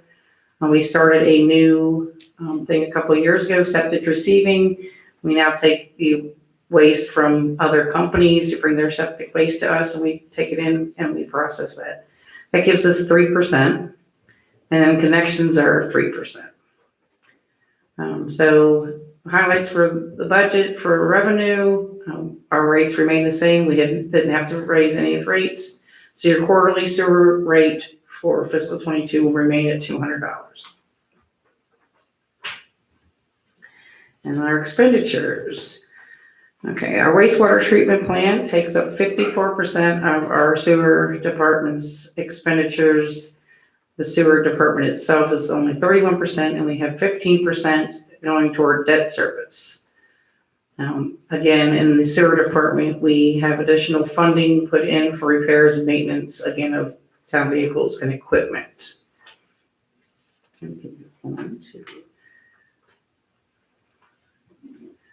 Our water fund. And it's pretty straightforward. Water fund doesn't have a lot. We have 96% of our revenue comes from our utility bills, our water charges. And only get about 4% from water connection and reconnection. So if we shut off someone's water and sewer for non-payment, that's only making up 4% along with our connection fees. Again, the revenue highlights are, again, we didn't have to raise any water rates. They're going to be the same as fiscal '21. And that quarterly rate for water is $105. So your total utility bill is $305 per quarter at this time. And then our expenditures oh shoot, I'm sorry, this is not correct. I don't have that number there. Looks like the slide got duplicated. And I don't have that. That's it. 54%. Yeah, but that's wastewater treatment, the water plant, that's in the sewer. Somehow that slide got duplicated in there. I can get back to you guys with those numbers. But really the water department is, the only thing you see is water and debt, because they don't have any other any other things within that. It's just water and then debt service. And I can provide those numbers at a later time. And again, the budget does include additional money for repairs and maintenance. And that's our final. So if you have any questions or comments. Yes. I'd just like to compliment everybody. I mean, I think this is really a good tool, the way it's presented, showing the overall picture. And I think it's going to help council with planning and citizens with understanding the budget. So thank you for all the work. Thank you. Anybody else? No. Okay. We're going to public hearing in 2 weeks. Okay. All right, next up, Virginia Recreational Trails Program, the bike path, what everybody's been waiting for. I'm just saying, I know you were waiting for it, but this is. Okay, I think everybody probably has the staff recommendation, so I'm not gonna read it verbatim, and it kind of matches the pretty rudimentary and quick PowerPoint slide, but real quick, before I came on board as the Director of Parks and Rec, it had been talked about in social media and probably even in the campaigns last fall about the need for a park in the underserved areas of town, specifically above the numbered streets. So when I started a little over a month ago, I immediately kind of dove into seeing what we could do, and I came across a couple of different options regarding grant funding. So the one we're talking about is the Virginia Recreational Trails Program that's given out by the Department of Conservation and Recreation. And it's my recommendation. Next slide, please, Madam Clerk. The staff recommends that the town council approve the initiation of the Department of Conservation and Recreation 2021 Trails Program grant. I put a forecasted cost of $147,000 what the actual whole entire project would be. That's kind of a budget number that was given to us by the students at UVA who are actually working on the design. And we are going to meet with them, I think, in the next day or so, or excuse me, we met today for that presentation. And as the mayor said, I think they're going to try and present the actual physical plans to council, hopefully at your next regularly scheduled meeting. It's an 80-20 matching grant, so our share, we were hoping to keep below $30,000, and it looks like we kind of did that by a couple bucks. So next slide, please. So we just got the background of, obviously we needed a park on the north side of town. I think that the consensus throughout the town was we needed something like that, and there's obviously public support for it. So in our preliminary conversations, and I have to credit the mayor with this because it just so happened that I guess the idea of a linear park had come up in previous discussions. And it just so happens that this particular grant would pay for a linear park, considering it's right along the bike path trail. Well, which Kenny and I know is the bike path, and Robin does too, but now it's the golf cart path. Next slide, please. Still the bike path to me. Yeah, always will be. So linear park, there's a definition. It's more of it's a longer park. It's not just a plot of land per se. It's kind of, this one in particular would stretch obviously from 7th Street to Forest Avenue, I believe, the length of the entire bike path. It's a half-mile long. That's great. There's your 5K, Yeah. a couple times that. Okay, next slide, please. There's a sample. I've grabbed a couple samples that I've seen. Traditionally, linear parks are found a lot in urban settings, but there are some cases of them being in more rural settings. And I think given the current golf cart, bike path, walking path that we have in the easement on both sides of the path itself makes for a perfect linear park for the town. So next sample. That's one obviously you see runs through a city block somewhere. I'm assuming somewhere in New York or some metropolitan area. And the next one, please. And there's another one that's, I can't read it because the quality of the picture wasn't very good, but I think that was more of a suburban, maybe even more rural setting as well. There's the proposed location. Obviously, it starts there at 7th, and I think, like I said, it would come out at Forest Avenue. Next slide, please. Is that it? Okay. The only thing that I would mention is we have some deadlines that we need to try and meet if we can pull this off. I believe the due date is June 30th. There are some rules that go along, obviously, or excuse me, requirements that go along with the grant process, and we have someone who's willing to write the grant for us. And part of that, and I'm glad that you folks were able to get me in here for public discussion, because there do have to be minutes included of public discussion of this.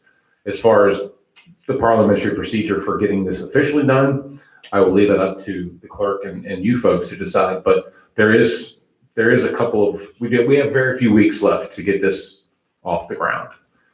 So, but like I said, taking into account all of the comments and concerns that we've heard from people throughout the past couple of years about a facility for their children to play at, this makes a whole lot of sense. And it's not going to be limited to just simply a playground, a piece of playground equipment. It's going to be a lot more than that. I think the students at UVA, from the conversations we had earlier today, they had really talked about improvements to the bike path, cart path, etc.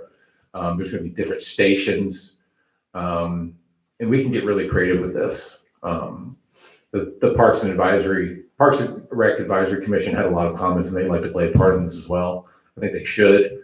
As far as the amenities that we provide along the park, there are some VDOT issues that we might have to discuss because the park will be crossing over town streets, but that's not uncommon from what I understand in linear parks. So if anybody has any questions, I'll try and answer them for you. I want to just, well, part of having you present today is to facilitate this grant. And the part of this grant is including that there is public support for it. And so there was a planning commission meeting about parks a year ago or something, maybe minutes from that might help. But I mean, if council's on board with having public comment available at our next regular meeting for this, then I'd like to put that, because I think that may help also in the grant application. When you look at how this particular grant aligns with this particular solution, and this doesn't have to be the only solution, but in the, in that region of town, but it's really matches up ideally. It talks about multi-use paths, including off-road vehicles. I cannot tell you how difficult it is to find funding for a park that includes golf carts. And this is geared towards that. So we got lucky in the timing of this. We got really, really fantastic. fortunate, because I think, like I said, if you combine the comments and the need for a park on the north side of town, in addition to the obvious improvements that would have had to have happened to the golf cart path, or else these folks would be sending you a bill for their shocks and brakes at some point, because it's a little rough getting through that path. But the timing could not be more perfect, which is. Did you really? Yeah, I did. So we should, and I think that, some of the qualifiers on this are you going to create a trail program that's within a community, that's within a 10-minute walk from citizens that don't have a trail 10 minutes from them? Well, yes, right? Is this project meet a high need in the community? And I think this need of developing park area in that hometown meets a high need. Clearly identified in the comprehensive plan. In the comp plan, in our prioritization meeting, it's in the CIP. And it wasn't one of the items I added to the CIP, it was already there. So budget-wise, UVA, we're kind of piggybacking on the students' presentation. Not that it still would need further refinement from that, but that's giving us a budget to work with for the application, which is fantastic. It also includes resiliency in the area because it includes stormwater mitigation, which is actually an issue along the path. If you really pay attention when you ride the path, you'll see there's some ponding that happens around there. So anyway, I just very much support this, and I also think that I want to help facilitate in any way that I can, and I want to have a real discussion about it. I want to have the community have opportunity to to discuss it as well and to support it if they so choose to do so. I think if we can see a concept drawing like the kids were able to provide today, I think the public is just going to be really excited about this. So they're invited to present to us next at the regular meeting. So, we're also providing an opportunity for public comment at that. Does it need to be any sort of public hearing, or is it just a? It doesn't really need to have a public hearing formally, but I think that we could offer space on the agenda Specifically for a comment on that. I don't know. How do you want to do that? Vivian? You can. You're free to do that, sure. I mean, that's really just, however you want to do it. But no, I don't know the statutory requirement for a public hearing unless there's a grant, requirement that, like you have some of them have required to have a town hall meeting or some sort of public meeting like that. No, ma'am, I believe that the verbiage in the actual application just basically said we need to provide some sort of minutes from a meeting that the project was discussed. It doesn't have to officially go through a public hearing, but I think it would probably behoove everybody for transparency to at least introduce the potential project to the citizenry and let them know that the plans are in process. Yeah, I think it's fantastic. So if you wanted to have a general public comment and then a separate public comment for that, you're free to do that, however you want to design your agenda. Everybody on board with that? I have one question. Does that preclude doing this as part of a public hearing or the next town meeting? I'm just thinking of the timeline they have to complete this grant. Does it prevent them from initiating, getting the paperwork? Oh, no, we're moving forward on this. The grant writer I meet with on Friday, and he's already talked to the folks at the DCR. Okay, and so it's that's literally it was not slow down the process while we wait for a meeting to occur. We don't lose anything by beginning the process of writing the grant.